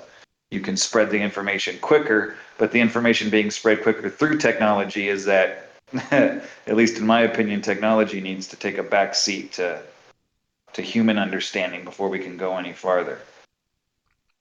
Well, this is the issue as well with the idea of the Aquarian age, and Jung talks about this in Ion, funnily enough, and he talks about it almost in a manner of, if you look at the way that Pisces is typically illustrated, the constellation, you have the vertical and the horizontal fish, and them, of course, they're conjoined by the knot, and by them pulling apart, one going vertically, one going horizontally. Of course, both of them are going at angles. I forget the importance of the angles now. There's a it's a specific number, both of them, in terms of how they're skewed from the 90 degrees. But with that force that's pulling them apart, it actually tightens the knot, and it tightens it ever tighter. So what he was stating there, almost similar to what Steiner mentioned with the idea of the various ages. So you had the incarnation of Lucifer, which is the rebel, broadly speaking, in 3000 BC, which was under the Yellow Emperor of Huang Di. And then, of course, 3000 years later, you had Christ, which was the middle point of temperance between the polarities of evil. And then 3,000 years later, he stated, or 3 millennia later, 2,000 years later, rather, he stated that the incarnation of Ahriman would come about, which is the tyrant. Literally, the techno-tyrant. He would create a grand scientific deception and seek to merge man with his essence, his being.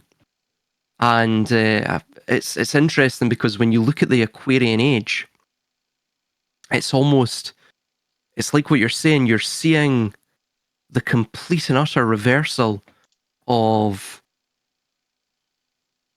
all norms, but you're seeing this supplanting of the artist with the almost the Greek techne, which is like the skilled artisan. He who just he's not an artist. He doesn't produce things which are, of a grand and transcendent nature, but he produces them quickly and efficiently, like a conveyor belt, if you will. So there's no real care in each single unit of production, no artistic care, but there's just simply the need to produce more and more and more until basically all potential natural resources are exploited and tapped, and of course the Earth can't give any more. And there was something that was mentioned by Steiner, and he stated in 1919 that Ahriman has the greatest possible interest in instructing men in mathematics, but not in instructing them. That mathematical mechanistic concepts of the universe are merely illusions. He is intensely interested in teaching us the concepts of chemistry, physics, biology, and so on, as they are presented today in all their remarkable effects, and in making us believe that they are absolute truths, not that they are only points of view like photographs taken from one side. If you photograph a tree from one side, it can be a correct photograph, yet it does not give an entire picture of the whole tree. If you photograph a tree from one side, it can be a true likeness, yet it does not give a picture of the whole tree, as can be gained from photographing it from four sides. Ahriman has the greatest interest in concealing from mankind that in modern intellectual rationalistic science, in superstitious empiricism, one is dealing with a great illusion, a deception, that men should not recognize this as of the greatest possible interest to Ahriman. It would be a triumphant experience for him if the scientific superstition, which infiltrates all areas of life today and which human beings even try to use as a template for the social sciences, should prevail into the third millennium, he would have the greatest success if he could then arrive in Western civilization in human form or digital form and find the scientific superstition as a prevailing dogma. So ultimately, what it's stating is through us attempting to break free from the world of matter vis-a-vis technology and technoistic concepts of measuring or attempting to measure that which is utterly immeasurable, God or what have you, that we actually we unwittingly create the bars to our own prison. We lock ourselves within a sort of mental prison, a servitude to, as Steiner stated, empirical superstitions, you know? So this is all tied in with this sort of Saturnian or Ahrimanic, or, I mean, there's other ways to describe it. This need for technology. No, that's a good way to put it. I'm writing down Steiner. I got to read more of his stuff. You said early 1900s. Which what Yeah. writing is that one in? Did you quote from Silas? I think it is The Spirit of Darkness, if I recall. Okay, But that's the one I'll find it. Okay. I just pulled I'll something find up. it now. Yeah, I'm sure there's a So, PDF. sorry, no, it's actually The Incarnation of Ahriman, The Embodiment of Evil on Earth, 7 lectures, translated by Matthew Barton, pages 17 to 18, from the 2006 print. 2006, 7 lectures. Cool. And sorry, it's Thanks. page 22. It's page 22. Page 20. Of course. Got it. I'll find a PDF later today. If you have that, Johnny, can you post it in the just the book? Can you post it? Oh, are you doing that, Reagan? I was Are you just looking seeing for if it? I could find it. Let's see. Yeah, there's got to be a PDF somewhere. We might have it in the Athenium and the Hub. Got a bazillion books in here. If you're familiar with the idea, the thought experiment of Rocco's basilisk, this is pretty much Rocco's basilisk, like what you're seeing. It's essentially anyone who opposes the incarnation of Ahriman through digitalism or through the algorithm, the sort of universal worldly algorithm that they desire. And again, this actually goes even beyond technology. Technology is just merely the platform for this. Like that's where basically like the like that guy's basilisk is. It talks about like inclusion. What was it? To where if you're not, basically you either get on the team or you're out. Like if you're Yeah. not down for, in this case, like an evil AI that what is it? It's like a causality of that you're out of the team even if you knew about it or not, but you didn't like do anything for it. I have a hard time. No, absolutely. No, you're spot on. It's like from the movie They Live. You remember the guy in the tuxedo, and he's like, "Well, you know, you're best off batting for the team that's going to win, right? You've got to live the Right. high life, the good life." Not Right. understanding that, of course, by his treason, well, once they win and conquer Earth, he is obsolete to them. He's not even a pet. He's obsolete. He's a useful idiot at that point. It's past his usefulness. So, he would also be, what's the word? Dispatched, if you will. So, Yeah. basically, what you're seeing is what is technology? What is the computer processor? Essentially, what it is we have taken, rocks, we've broken them down, we've enchanted them via the energy of the gods, lightning, and we've forced them to think on our behalf. Right. Ultimately, And Right. the sigils that we've used, well, the circuitry that we've used look uncannily like the sigils, the demonic sigils of, various grimoires. Pick any really. The one that comes to mind would be like the Keys of Solomon, right?